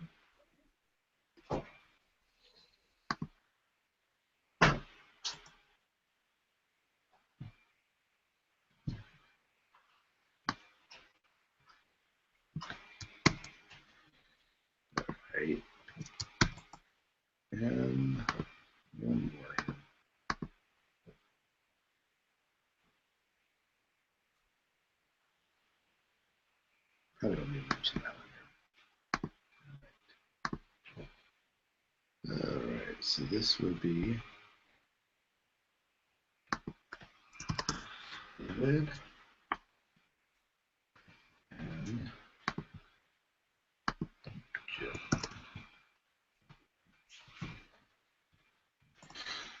I'm not sure which one was there. I took it out. Saving it and popped back in and asked, "Do you want to save?" And I said yes. So it should be fine. It should be fine. It Okay. should be fine. It might just be under a different name, though. All I'm right. used to. Okay, hopefully it's saved. I think it did. If not, you're pulling it off of YouTube, buddy. Yeah, I know. I did that and I was like, oh. But it did say, it said project saved. Good, so we should be good. Yeah, we should be fine. All right. I think we're pretty good to go here. Jim, you're seeing the notes? Oh, yeah, he can't hear me. Yeah. Hold on. Yes. I got him. You can't hear me. Not till after I format the card and create a new project. Unmute. Which parts need to be? Oh, the only one that shouldn't be active is the first one. The next three should be active. Okay. Yep. So I'm hearing everything. So when you want to start the recording, you can. You should be able to hear it now. Should I start No, recording? you start recording. You recording? Yeah. All right. I have to read. Green and the red. And the red. So they can hear us now. All right. Well, we still have some time to figure out what we're going to do with our books here. Yeah. All right. Are we ready to record a listener feedback show? Yeah. Check the date on that. What? Oh, no, it's right here. I'll check it later. We'll check it later. I don't have it right now. You have the notes there? I'll bring them up in a second. All right. So we're going to do a listener feedback show of God Emperor, and it's not just God Emperor. It'll be covering everything from God Emperor to Children of Dune to Jim's lute playing. Specific. Mostly. It'll be all about Jim's lute Jim's playing. lute playing. If you want to see Jim play lute, go to youtube.com/Jim playing lute. The Lutinator. Yeah, the Lutinator. Okay, this is the one that starts with the rather. Absolutely nothing. It starts with a rather hurried review, right? At the top? Yes. Okay. Yep. All right. Did you check Patreon? I did, but we can just thank him in Thank him general. off, yeah. Yeah. Okay, I'm ready. Are you ready, Jim? I'm ready. Let's go. Okay, why don't you count us off? All right. In 3, 2, 1. Welcome to the Dune Saga podcast. I'm David Moulton. And I am Scott Herzog. And I'm Jim Marrowwood. And this is our listener feedback show for God Emperor of Dune. Oh, yes, God Emperor Dune. Now, of course, we'll be talking about all things Dune, so, but there'll probably be a heavy spin on God Emperor. Yep. I'm expecting. Yep, and welcome to the chat room that has stuck with us through the one show we were discussing God Emperor and are still with us. And you, too, if you're listening and want to join the live chat, we do it once a month. DuneSagaPodcast.com/live, and you can, and we have a calendar that's right on the side of the page when you go to the DuneSagaPodcast.com site that lists when we're going to be on. That sometimes does change depending on schedules. Yeah. Mostly mine, typically, is what changes it. But we try to give you enough notice, and it's on the Facebook and the Twitter, and there's plenty of advance warning. Yeah. So if you want to join us, you can. Yeah. On the East Coast, so if you are like in the UK, you either stay up really late or get up really early if you're in Australia or something. Yeah, yeah. And of course, if you want to take part in the discussion prior and send in your stuff, you can do so by emailing us at dunesagapodcast@gmail.com. Hit up our number. Yeah, 1-260-577-2428 will get you there. But you can send the MP3 as well to the email address. Twitter, Facebook, we'll get your comments anywhere you give them. Yeah, yeah. So without further ado, let's jump in. 2-second pause. Was Rick last time, or is that this time that he sent something in with this? That was last time. Last time. I just wanted to make sure. He's, I think, in the chat room yet. But okay. All right. Cool. That's all right. So without further ado, let's go ahead and jump right in. I think Jim has the first one here. Yeah, so let's go in. Jim. Yes. It says, A rather hurried review of God Emperor of Dune. I tried reading Dune years ago and got a few pages in before a busy lifestyle prevented me from returning to it again. Then one night I saw the Dune TV miniseries and I was immediately drawn into the strange and wonderful universe of Dune. I loved it, but I had many questions, so I embarked on my mission to read Dune. A bit of research, and albeit of luck, looking in a second-hand bookshop, and I had old but serviceable copies of Dune, Dune Messiah, Children of Dune, and God Emperor, all for £5, which would be about $8 our money. Okay, I loved Dune. It was a fantastic bit of sci-fi with hints of the epic. I also loved the next two books in the series, but God Emperor of Dune, hereafter referred to as GEOD, is where I was truly converted to a Frank Herbert fanatic. I just got a smartphone and an audiobook version of GEOD, which I listen to everywhere. The bath, on the toilet, while eating, while drinking, when walking to work, and finally while falling asleep.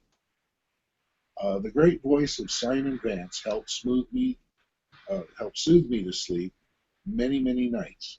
The audiobook stretches to a mighty 16 hours. I love the sheer artistry of the text. It is dense, poetic prose. I love the format, short chapters written as if they were from Leto's journal. Here you get to hear the God Emperor's true motives, the most basic premise, that Leto appears to be a baddie, but in reality is doing everything for mankind's long-term good, is a fantastic device and keeps the book compelling the whole way through. I love the whole scale of it. Paul Atreides' story was cool but familiar, but Leto II, living for thousands of years, slowly turning into a worm, is a truly brilliant synthesis of the original novel's elements. Shai Hulud incarnate guiding humanity while at the same time breeding it to be immune on a genetic level from the prescient. It is a tragedy that everyone of his time feared him, and yet we as the reader get to witness his reprieve in the eyes of historians. Also, early on, there is a quote about flint rattling in a bottle as a description of feeling of ancestral memories that is absolutely divine. This book also sets us up for the events in the finale, such as the Golden Path in Kralazek, that Herbert died before he could write, and while Sandworms and Hunters of Dune are a brave effort, they just can't match up to the likes of this book. And it is hard not to feel slightly shortchanged by the completely different class of writing between father and son. My score, 5 out of 5, and that was from Chris Whitlock. Yeah, thank you, Chris, for writing and sending in that great review, and good to hear. I mean, this is not uncommon to hear the Dune miniseries is what pulled people in. Mm-hmm. And he, like you, David, find that this book is like his favorite book of the series. Yeah, which I love hearing, because I like when people think the same way. Right. Yeah. Way to go in getting your copies now and rediscovering your love for Dune. Yeah. For sure. Right. You know, and he's not a fan of the Kevin J. Anderson and Brian Herbert series, but you know, we obviously are a little bit more tolerant to that, I think. Right. Rick says in the chat room that he loved God Emperor of Dune when he read it in his early teens. When I tried to reread about 5 years ago, the lengthy diatribes and sociology monologues eventually pushed me away. So he was kind of turned away by the philosophy.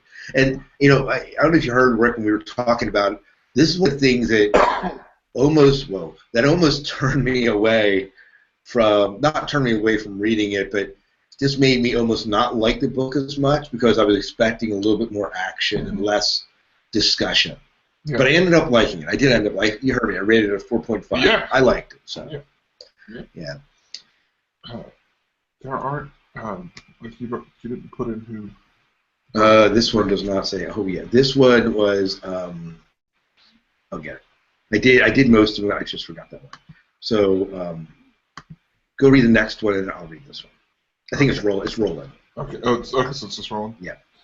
All right. Well, Roland writes in. He says, "Hi, David, Scott, and Jim. I found this book's beginning and ending fascinating, but I found the middle of it to be a bit monotonous at times. At times, it felt like reading a textbook.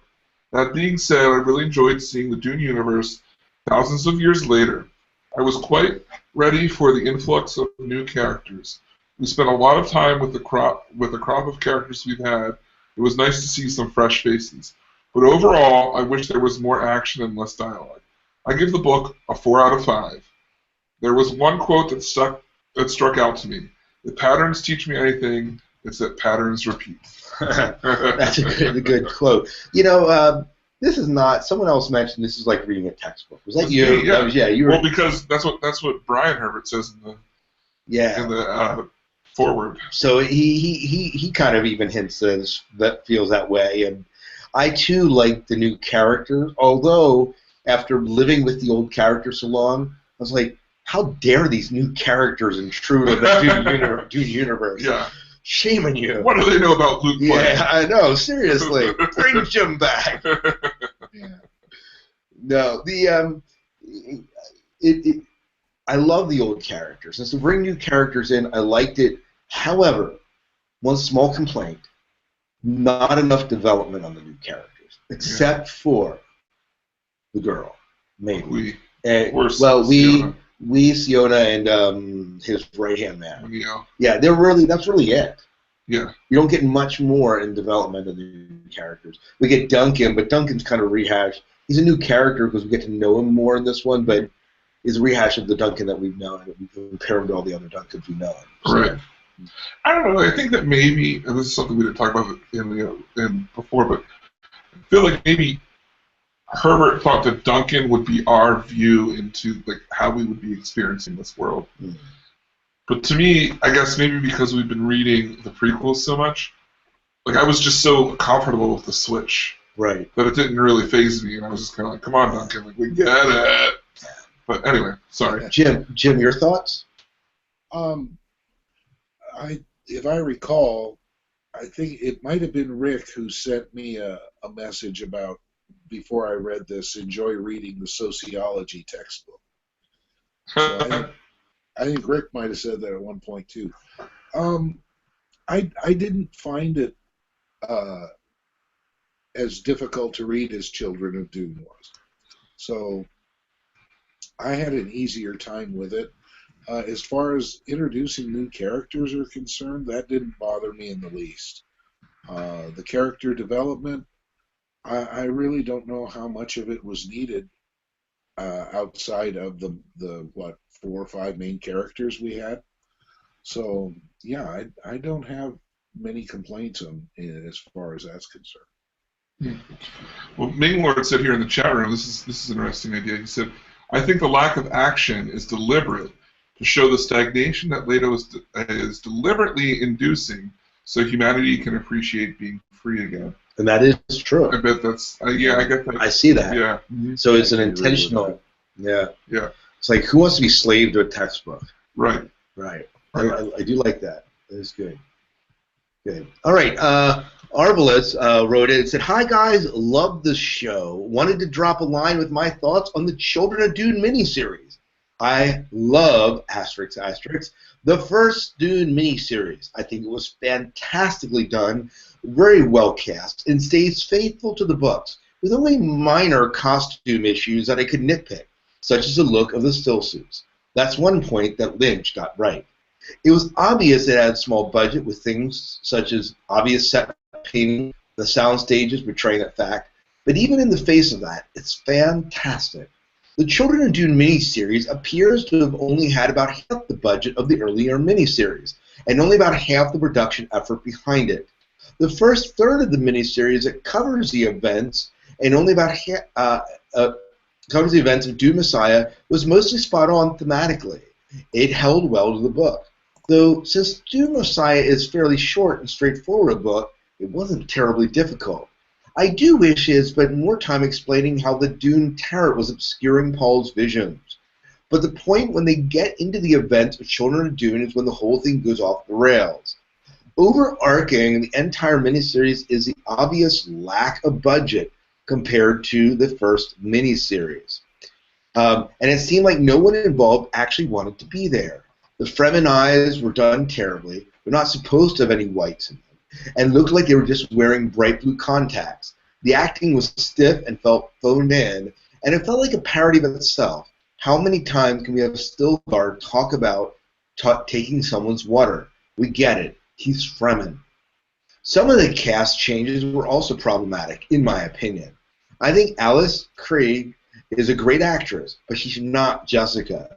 Stephen Burkhoff is also a great actor, but a terrible Stilgar.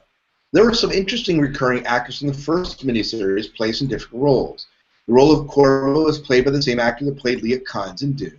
You can also briefly see the actor who played Peter Dries in Dune as a Fremen naive toward the end of the miniseries. Gaden Alfali, the Fedaykin who rescues Jessica from Aliyah during the supplication ceremony, was played by the same actor who played Esmar Tuick in Dune. However, James McAvoy is Leto to me, and that's how I picture Leto when reading the rest of the series. My biggest complaint is that the plot points that covered the Children of Dune were little more than Cliff Notes version of the book. They didn't go into any depth whatsoever about what was happening to Leto and what he planned to do. We see him stick his hand in the sand trout pen, but never explain what it is he's doing or why. They don't explain how he intended to transform himself, how this would greatly extend his life, and they barely even scratch the surface as to why this was necessary.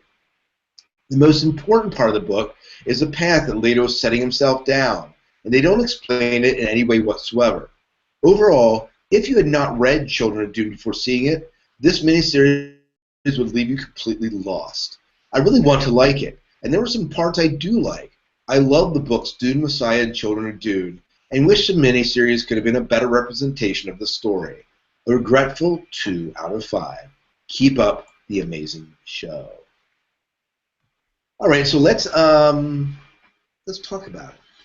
Man, I feel like I think that we completely disagree with a lot of what he's saying. Yeah. I do, at least. I feel like he made a lot of notes that we made the opposite notations of them. But let me say this about it.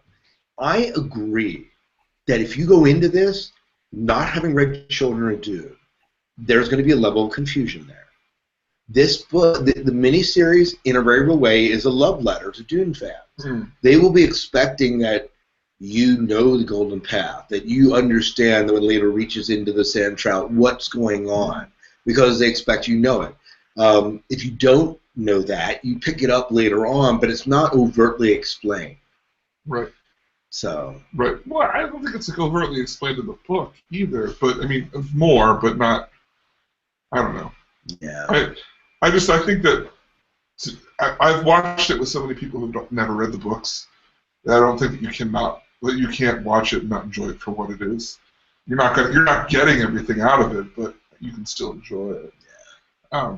Jim, what are your thoughts on what he's had to say?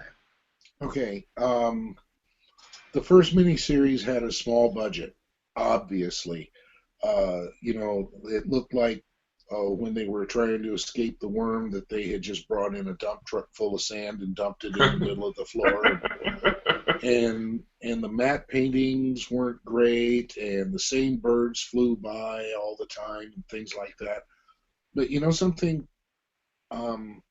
Even though all of that was like that, it also gave the first miniseries a feeling like being in a live theater watching the deal. So it didn't bother me that much at all. So that didn't bother me too much. Alice Krige is a great actress, and as far as I'm concerned, she did an awesome job as Jessica, maybe a little aged Jessica. You know, she wasn't near as, of course, near as sexy as the lady in the 1984 film or anything like that.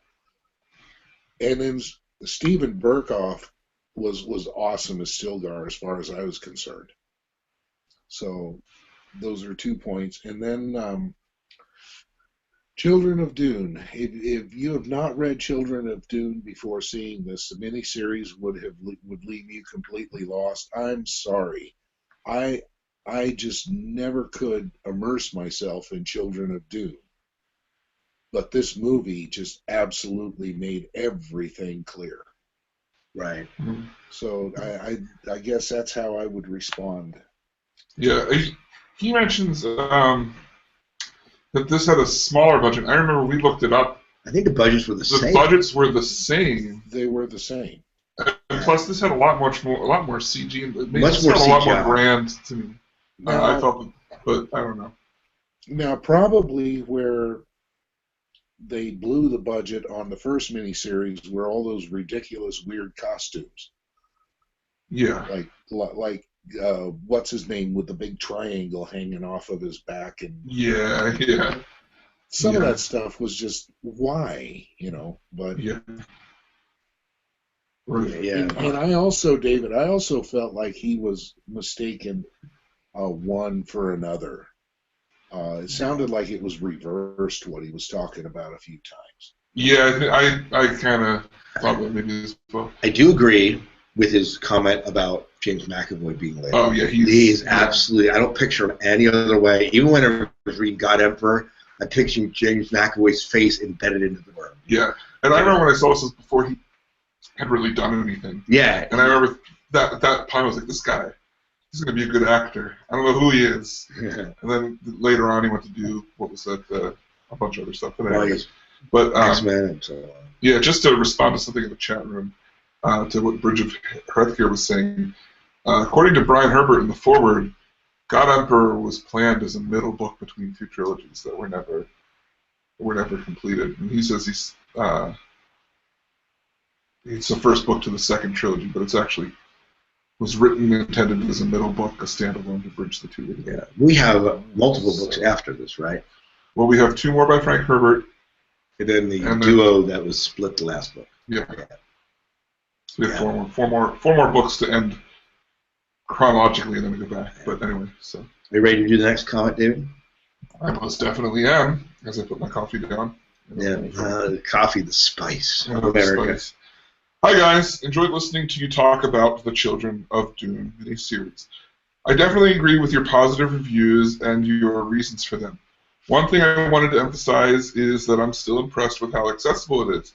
I actually watched both the Dune and Children of Dune miniseries with my wife, who isn't a sci-fi fan. I rarely had to stop and explain things to her, but she generally got it and liked it. There is one change in the books that I don't like. In the books, Corba betrays Paul because he wanted to make Paul a martyr in the hopes that the power of the religious caste would increase. In the miniseries, the miniseries makes Corba an embittered veteran. The miniseries makes Corba an embittered veteran who loses faith in the jihad. That's something audiences are much more likely to understand intuitively, but it's also more generic. Maybe the change was a necessary change to make the miniseries more accessible to modern viewers, but personally, I always loved the idea of the priest trying to kill its messiah figure to increase the power of the bureaucracy. It tied well into Frank Herbert's theme about power and corruption. Power attracts the corruptible, as well as the dangers of combining religious and political power. Looking forward to your thoughts on God Emperor. Thanks, Dom. Yeah. Thanks, Dom, for writing in. I do like the comment on Corba. I kind of agree with him in that. And his review is a little bit different than it's kind of a stark contrast to the last review. Right? Yeah, he said this makes it more accessible. It's accessible to a non-sci-fi fan like his wife, and so he kind of liked it from that end. Yeah. You had me down to read the next one. Do I have you there? Well, it's because I just like you, David. So go ahead. You should read that one. Okay, I'll read this one. So this is from Dallas. Dallas Smoker. Yeah. So, but before we get to that, Bridget Rethger said I felt like the 2000 miniseries was trying to go for a Renaissance feel. The 2000s, the first one. Yeah, the first one. So I Okay. I don't know. When I picture Renaissance, but go ahead, Jim. Shakespeare. I would agree with that. Okay. Yeah. Was it the loot that really like threw you into the Okay. Renaissance? No, beyond that, the costumes definitely were that flavor, especially the Sardaukar. Mm-hmm. What I loved is when they were jousting down the street. I'm just kidding. The horses and The horse, the balconies that the women stood and on. the jesters. Yes. Yeah. All right, Dave. Go ahead. Read this email from The Dallas. juggling guy. Yeah. The jester that was always present. Dallas writes in, "Greeting, fellas. I've fallen behind somewhat the past couple of months, but have finally gotten mostly on track. I skipped Winds of Dune. I wanted to catch up, but may go back and read it now since it will bother me if I have read everything but one book. I'm sure you guys can relate. I just finished God Emperor, and I'm very excited to continue reading the series. This is the last book in the Frank Herbert series that I have read before, so from here on out, the books will be brand new, which definitely adds a certain thrill. Now, regarding God Emperor, I found myself getting a little bored with some of the dialogue. There seemed to be a continuous strand throughout the novel that relied on Leto knowing the path before him and all the other characters scrambling to figure things out, while he basically scoffs at their ignorance." I do like that comment. That's pretty accurate. Pretty dead on. Makes it sound like a game of Clue. Yeah. Yeah. This constant back and forth got a little old for me. This was especially prevalent during the exchanges between Idaho and Leto. Leto follows a mental form of reasoning with Idaho. Leto follows a mental form of reasoning, while Idaho follows a more emotional path of discussion. And watching Idaho's reaction grew tiresome. Thank you. Me too. However, overall, I felt the book did provide a good perspective of certain character situations. We see Leto struggling with the overwhelming loneliness of his state, especially since he views time in such a broader sense than any other character. Decades pass like days for him at times, and ideas of that perspective is impossible to truly comprehend. We also see Duncan struggling with the notion that he doesn't really have any control in his position. He is hardly a formidable fighter anymore, since Leto's breeding programs have made many individuals far more advanced than Duncan will ever be. He also feels like he is being forced into certain roles, for instance, as a stag for Leto's breeding programs. And you see him doing all that he can to maintain some sense of self-importance, while everyone else works to lift him into their own molds. Works to fit him into their own molds. I think above all, this book is really about the relationship between Leto and Duncan, and it does a good job of showing how complex that relationship is, especially since Leto constantly has to do away with the current Duncan because he will inevitably get to a point where he can no longer serve Leto. I get the sense that in Leto's loneliness, he found some comfort in having a Duncan around because it provided him with a single person that contained the conflicting state of both a loyalty to Leto's bloodline and an opposition to his godhead. It was a person he could relate to, as he too hated and loved the position he was in. He hated the sacrificial nature of his choice, but he loved the path that he had set before humanity. It is a choice that I think he would make again if he could go back and change things. Overall, I liked the book despite some of the tiresome dialogue and some of the gruesome images. I can't forget the scene where Leto is splashing around in the blood of his enemies, and I can't wait to see where this series goes from this story. Thanks, guys. Yeah, thanks for writing that good review. I love that. Yeah. We didn't really talk about any specific scenes, but that was a scene of him splashing around. Yeah, blood. And how it was hurting him right at the same time. Yeah. Favorite line though is all the other characters scrambling to figure out things. Always basically scoffs at their ignorance. It's just a great line, Dallas. I love that. Yeah. So, any thoughts about what he's saying, guys? I mean, other than what he wrote. Oh man, I kind of chimed in where I thought and stuff. Yeah. So yeah, it's good. I mean, he definitely hits some core points here, and he gives a reason for Duncan to be there. I can't speak here for Lunkin. Duncan's younger brother, Lunkin. Yeah, Lunkin. So, how many incarnations has there been? Well, I guess it's been Well, you figure you lose 50 years ish. No, it depends how fast Later kills him. Yeah, depends on how fast he kills him. Right. So. But anyway. Yeah. Jim, go ahead. Why don't you read the next one here? All right. It says, Dear Scott, David, and Jim, I hope this letter finds you well. I just discovered your podcast and have found it very helpful. I'm planning to write an academic article about politics in Dune later this year, and am using the podcast to refresh my memory of the Dune novels. My day job is as a political scientist at the University of Michigan. Go Wolverines. I've written articles about politics in Lord of the Rings and Star Wars before, but think Dune poses some unique questions about leadership and government. When you run out of Dune novels, let me know if you ever want to talk about Dune and politics on the show. I'd be happy to provide you with some materials, or even join you for a discussion. In the meantime, thanks for the podcast. P.S.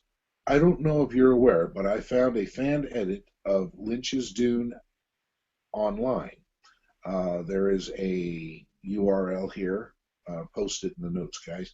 And I too disliked the Lynch version when I first saw it, but this fan edit does a lot to reinsert deleted scenes and flesh the story out.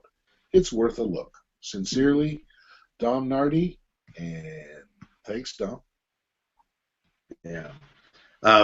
So that would be an interesting discussion to have. Yeah. Dune and politics. We might take you up on it. We might take you up on that. Yeah. That would be fun. So as we near the end of the series, contact us again if you're still interested. We'd love to have you back on the cast to talk about it. If we could get him and Brian, that would be awesome. That would be get those two to talk about this conversation. I bet we wouldn't have to say much. That's for sure. No. Yeah, hands-off podcast. We should do that. I wonder if it doesn't have to be at the end. If we could get Brian on before that, love to get a discussion with him. Yeah. So we'll email our Twitter or something like that. By the way, the link I pasted in the chat room and it came up with a big oops. Here it is. It's vimeo.com/546443338 in case we do forget to put it into the chat. Yeah. But thanks, Dom. There's a Nardi for that. So appreciate that. So this is from Ink Switch. So Ink Switch wrote in, and he is not a fan of our love of Brian Herbert and Kim Janderson books. So this is from Ink Switch. Just tuned into your podcast, tuned into it. Are you really including the abortion that is claiming to be Dune by Herbert's worthless son? You've lost all credibility. Cash grab and the worst books ever written. My God. Brain canisters, omnius, telekinesis, those two should be skinned for whoring Frank's genius. I guess you don't understand that work either. Wow, it's a crime for those two to be on the same shelf as Frank. People confuse the art with complete beep. Amazing. So not a fan, obviously. Yeah.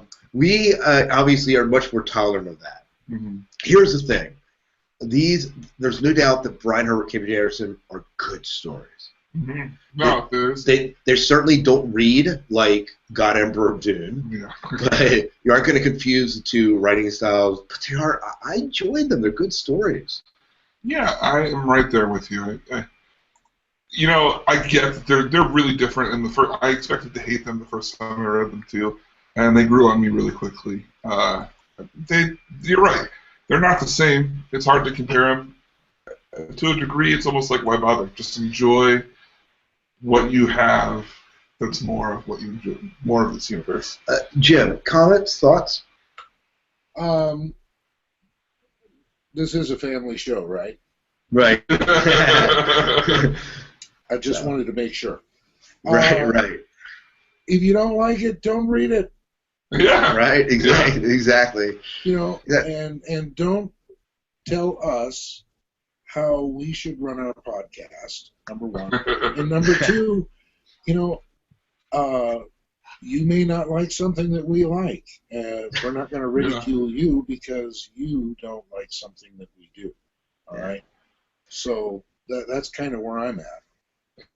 I like what Rick said. The dude needs to try decaf. I know. Yeah. I do want to comment on one thing. So cash grab, right? Mhm. Maybe, but here's the other thing. I mean, you could argue that Frank Herbert, having written Dune and seen the success of Dune, wrote the subsequent books also as a cash grab. If you want to Yeah. argue that, I mean, Yeah. if you're going to push it out, I mean, Robert Jordan, Wheel of Time series, he wrote the first 4 or 5 books, and suddenly saw the popularity, and he wrote, I don't know, another 13 books from the series. Yeah. Well, he did that because they brought in a steady income revenue. People were going to read them. The fan base was there.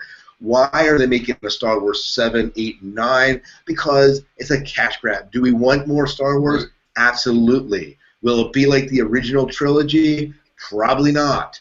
But Yeah. I don't know. I have a hard time saying it's. I mean, other than the obvious that thing right there, saying that it's a cash grab because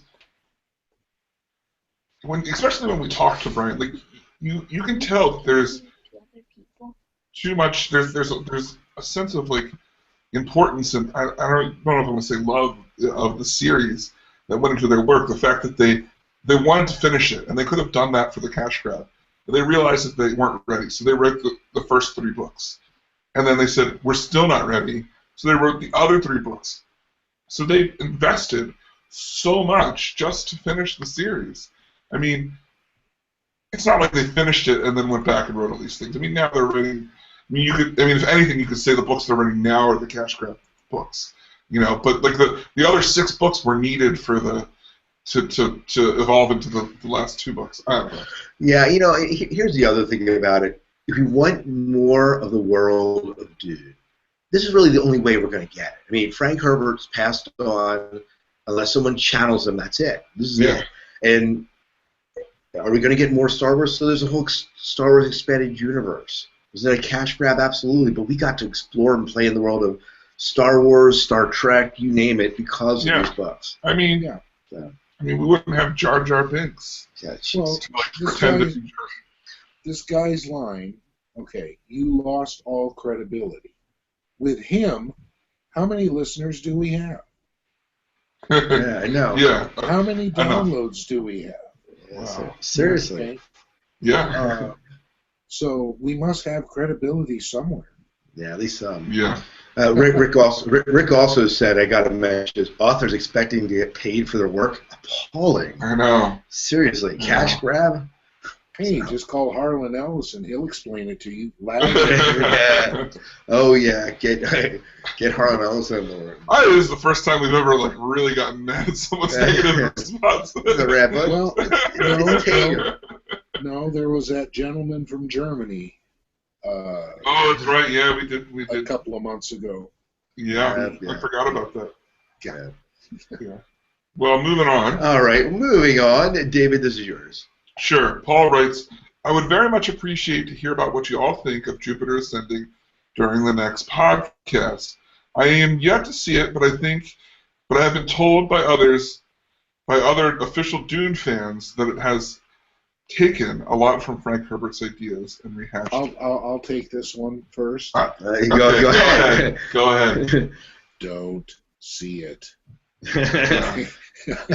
Yeah. Okay. However, go to Jim's Sci-Fi blog if you want to find out more. However, Scott asked me right after I saw it, did I notice the tie-ins between Dune and Jupiter Ascending? And let me tell you, they are there. Bald-faced, no doubt about it. As a matter of fact, the scenery in a lot of the scenes of the one place that they have is a better Giedi Prime than any other Giedi Prime I've seen. Yeah, I'll give you that. Yeah, I'll give you that. I saw it as well. So. Oh, I'm sorry. No, go ahead. Keep going. Yeah. Oh, yeah. The main bad guy looked basically like a skinny. He was like a skinny Baron Harkonnen, complete with a Piter de Vries sidekick. Yeah. The ships were the same kind of design. The The cinematography was very familiar. That's maybe the one thing that I kind of liked about the movie, and I say kind of. But Yeah. oh yeah, but I'll tell you what, save your money, man. Yeah. I cannot tell you the last time I saw a movie that was so. What's the word? It's bad. It's just so not good because it wasn't like I was sitting there hating every moment of it or like getting angry like I do with some movies that I feel like insulted by. With this movie, it's been a long time since I've been to the theater and I thought about leaving. Not like because I was angry, just like I have other things I could be doing right now. I was bored to death. Yeah, I was just like, yeah, I could go do, and I was with two of my friends. I was like, would they mind if I left? Like, I could go to the bookstore or something until it's over. The first, just about 20 minutes into the film, I was thinking, I don't know why I'm here. And at the same time, Chrissy was with me, and then there were 3 people on the other side of her that at the same time I was thinking that got up and walked out and never came back. Wow. Wow. I gotta say, I agree. The spaceships were beautiful. Like the space travel. Yeah. The one thing I said when my friends and I were talking, they walked in like, "What did you think?" Because they didn't like it either, and they were like, "Well, what did you think?" And I was just like, I feel bad for the guy that wasted his creativity and it got used in this. Like, it could have been used for something so much better. And his vision was thrown in this horrible, horrible film. It just... Yeah. I haven't seen it yet. Well, don't worry. Channing Tatum takes his shirt off because of an injury, and then for whatever reason, even though he's in a house where people live and there's more clothing, doesn't put another shirt on for like half an hour. Yeah. Yeah. Yeah. Is that the movie? It's pretty much. That's a premise. Pretty much the premise. Right there. Nice. Excuse for Channing Tatum to take his shirt off. That's right. So anyway, some people might go just for that purpose. Well, that's you. All right. Well, no, it's not me. Jim, can you take this next one? I reordered the people doing this. Sure will. This looks like it's from Jacob Thompson, who says, been talking with one of the members of your trio on another Dune group. I'd like to keep and my eye out for you guys, maybe in your about section. I'm not getting this. You can talk about the members of your podcast. I think the about section on our webpage do not have stuff about us. No, we do. When I read this, I think he means. Oh, I see. Our Facebook page. So that's something to take a look at. I can. Well, you just copy and paste them over. Yeah, I can just do that. Yeah, they want to know more about us. Okay, you could talk about the members of the podcast more. Okay, now I get it.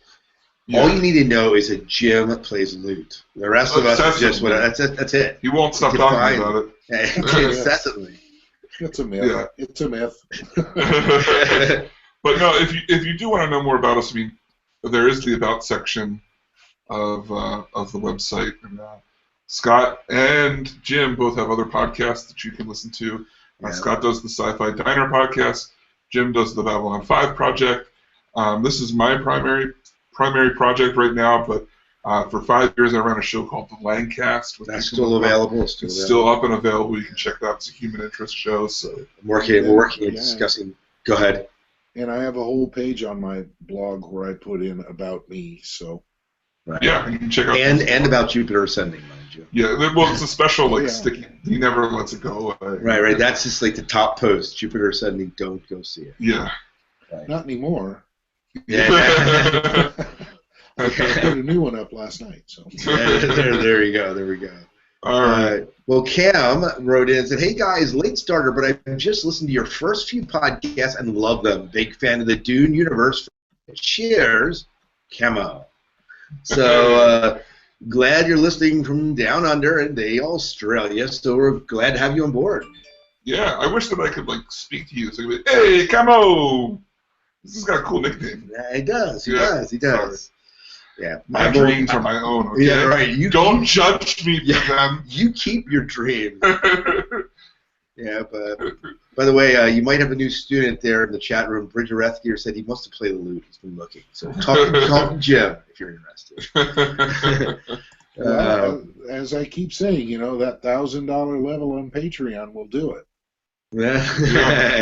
That will do it, indeed. Yeah. All right, and last one. This was kind of a conversation that happened. You can kind of sum it up on Facebook. So this one, Mike. Yeah. Fawcett. So Mike wrote, he's like, hey guys, late starter, but I've just been listening to your first few podcasts and love them. Oh, that was Camo. Oh, okay, I see. Yeah. So Mike says, are you sure that that's... Oh, yeah, I don't know. It's not... It's like only part of the conversation. I think there was a whole conversation. Well, I thought that was Cam stuff that we just read. We did, but this isn't Cam, so... Yeah, but it's... All right. Anyways, this is what... So I just paraphrase it a little bit. I'm saying is, I didn't realize listening to your podcast, I forget what episode it was in the sci-fi Children of Dune that encompassed Dune Messiah and Children of Dune. I thought it was really awesome. I was going to get back to reading and wish you guys the best of luck in your podcast. At the top, reading the Dune Saga. I need to go back and watch all your episodes, read them, I guess. I really have a daunting task in front of me. If you're going to listen to all the episodes we've done, you do have a slightly daunting task. But I will not fear. Fear is a mind killer. I will face my fear and let it pass through.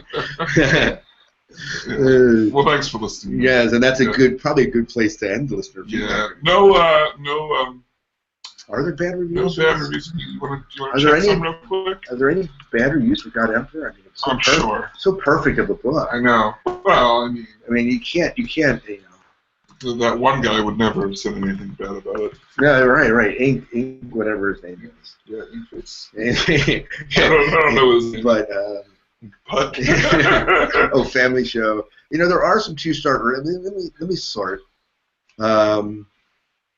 By ratings, there are some people that gave it like 2. It only got 8%, or I guess 10% or fewer. 10% gave it 2 stars. Okay. So most people gave it higher. Okay. But one of the persons that did give it a 2-star. Should I read it? Yeah. All right. Yeah. This is by Marcus. And he starts out with a quote. I am a collection of the obsolete, a relic of the damned, of the lost and strayed. I am the waylaid pieces of history which sank out of sight in all our paths. Such an accumulation of riff-raff has never been imagined. More than 3,000 years have passed since the events described in the Great Dune Trilogy, and everything has changed. Arrakis is now a planet of running water and green growth, and the days of still suits and crisp knives are gone. The sandworms and Fremen remain only as legends from the ancient days of Dune. Only one part remains from the old days, Leto the Second, God Emperor. God Emperor of Dune is logically a book centered around Leto. However, that is precisely its greatest problem. The so-called God Emperor, who so valiantly sacrifices human existence for that of an emperor doomed to serve his people by living through the ages and preserving the universe, has turned into a tyrant. And everyone sees him as such except for himself and his fanatically loyal fish speaker cult. It seems as though the book is an attempt to justify the government of Leto, and that is a task in which it fails miserably. Because of that, one should think that there would be other people to sympathize with, people living under the oppression of Leto's rule, joining together in rebellion against the monstrous tyrant.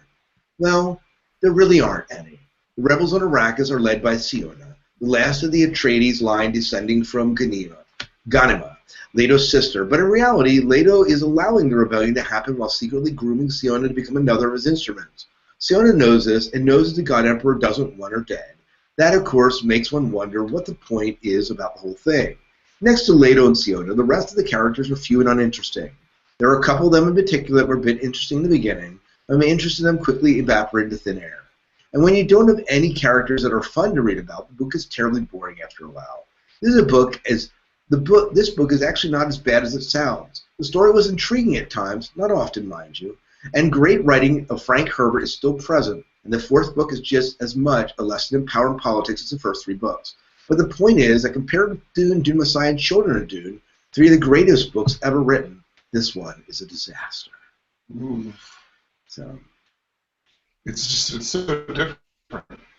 Yeah, it is so different. I mean, if you're comparing, it certainly is not like Children of Dune. But I would say that I liked this book as much as I liked Dune. Yeah. Am I gonna get hate? Am I gonna get hate in the chat room for that? Maybe, but I liked it as much as I liked Dune. I didn't like it as much as I liked Dune, but I did like it, and I can empathize with one point that person said, but it didn't last for the whole book, where he was despotic and arrogant and not very likable at some points. Mm-hmm. Yeah. Until you understood what his purpose was. Right.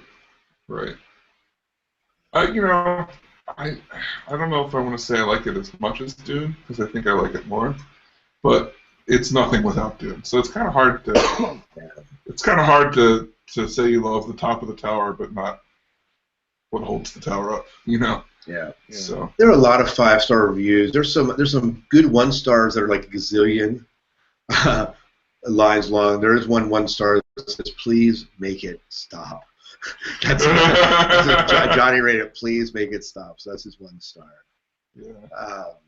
But there's some people people are really fond of it. If you look at the overall reviews on Goodreads, they're really giving this rating details. Most people, a good 80% are giving this a 3 or higher, which and actually probably of those, a good 50% 4 or higher. Yeah. So this book has really ended up being favorable. Rick in the chat room, who has been verbal about how much he dislikes the book, he said, "You're entitled to your opinions, even when they're wrong." Right. So I guess he's got it down.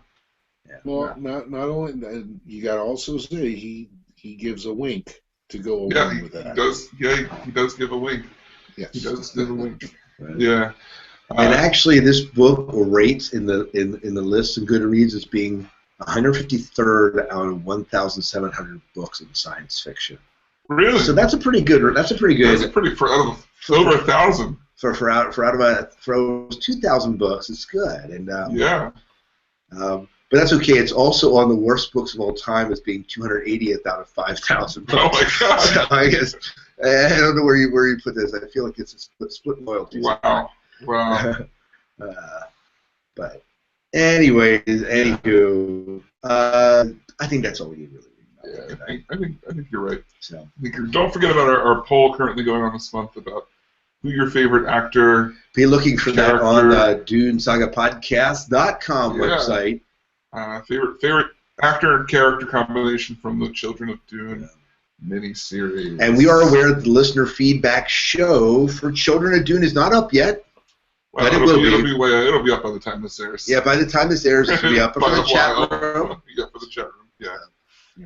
Rick wasn't in on the initial rating when we did it, but he would have rated God Emperor at 4.5. Yeah, I just don't like it. He says. Yeah. It's okay. Not everything can be Paul of Dune, Rick. I know how much you love Paul. Yeah. Paul Dune is his favorite. Is it 10 out of 10? 10 out of 10. Him and Roland, didn't you? Yeah. Yeah. So, well, if you're enjoying the show and you'd like to help keep supporting us and what we're doing, we invite you to visit Patreon. Patreon is a monthly subscription service where you can help support us financially. And you can find us at patreon.com/Dune Saga Podcast, or visit DuneSagaPodcast.com and they'll follow the link that's right there on the side. Yeah, absolutely. So that we're very thankful for all of you that have been doing and continue to support us in that way. And we would love to even get your thoughts, even if you go to, I know not everyone uses iTunes, but if you use iTunes, just to drop us a little review and what you're thinking of the podcast. We don't often promote that, but it's another way you can show the podcast a bit of love and give your thoughts and support of the podcast. Yeah, we love the iTunes stuff. We've been nicely ranked there continuously for a long time. Yeah, so very good. That's good. If you want to get in touch and be a part of our listener feedback show, there are many ways to do that. You can contact us through the most popular way, which is our email at dunesagapodcast@gmail.com, or you can comment or send us a message on Facebook, facebook.com/DuneSagaPodcast, Twitter @DuneSagaPodcast, or if you're so inclined, you can call our voicemail at 1-800 Dune Saga Podcast.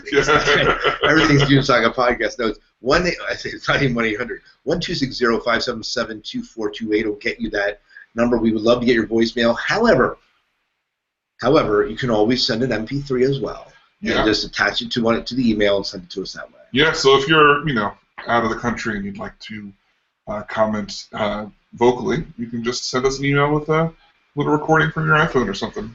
And one last way they can do it is the chat room. You can join us live when we record, and if you listen to the show, you, of course, hear us bringing in the chat room comments as we go on. And we're incredibly grateful to the chat room we had. Probably one of our fullest chat rooms tonight. It was some great discussion going on there. We appreciate you, the chat room, for hanging around. Some of you for almost 2 hours of conversation about Dune, and so that is your Dune fix for the night. Go home, get some sleep, and they're not at home. Where are they tuning? I don't they're know. at libraries. They're at like Dune like clubs. Right. Right. Dune little bunkers. Searching for the spice hoard. Oh man. Well, that about wraps it up. So for the Dune Saga podcast, I'm David Moulton. I'm Scott Herzog. And I'm Jim Arrowwood. And may Shai Hulud clear the path before you. Excellent. Dun, dun. Thank you, chat room, for joining us. Thank you. It was awesome here. Yeah. Always fun. It was cool. By the way, I put that URL up on Facebook. Good. So the URL is on Facebook. Do we know when we're doing the next one? Do we want to plan that out a while? Of course. Don't have your stuff. So Where's that? Yeah, I do. I do have my stuff. Do you have your stuff, Jim? No, I don't have a school calendar here. Okay, we'll figure it out then. Well, let's tentatively figure 25th-ish or 18th. One of those 2 weeks. Yep. We'll fix it. We'll figure it out. Well, if we go to our normal Thursday, wouldn't that be the 26th? Yeah. I just looked to see on Wednesday. I don't anticipate a problem if we set for the 26th. Okay, we'll send a tentative. We'll figure it out and post it online. I'll post it online and let everyone know. So. Yeah, glad to have you, Bridge. Yep, thank you. Resident Mentat. Yep. So that about concludes. Rick, it was great to have you as well. Yeah, the Admiral on board. Starbase 66. He's still doing that one? I think he just wrapped it up, right? There was an episode just the other day. Okay. They talked about science fiction horror, and he's going to bring it to an end here pretty soon, I think. But okay. Rick, when are you ending Starbase? If you can hear me. He's there. Oh, Heart. It's his favorite.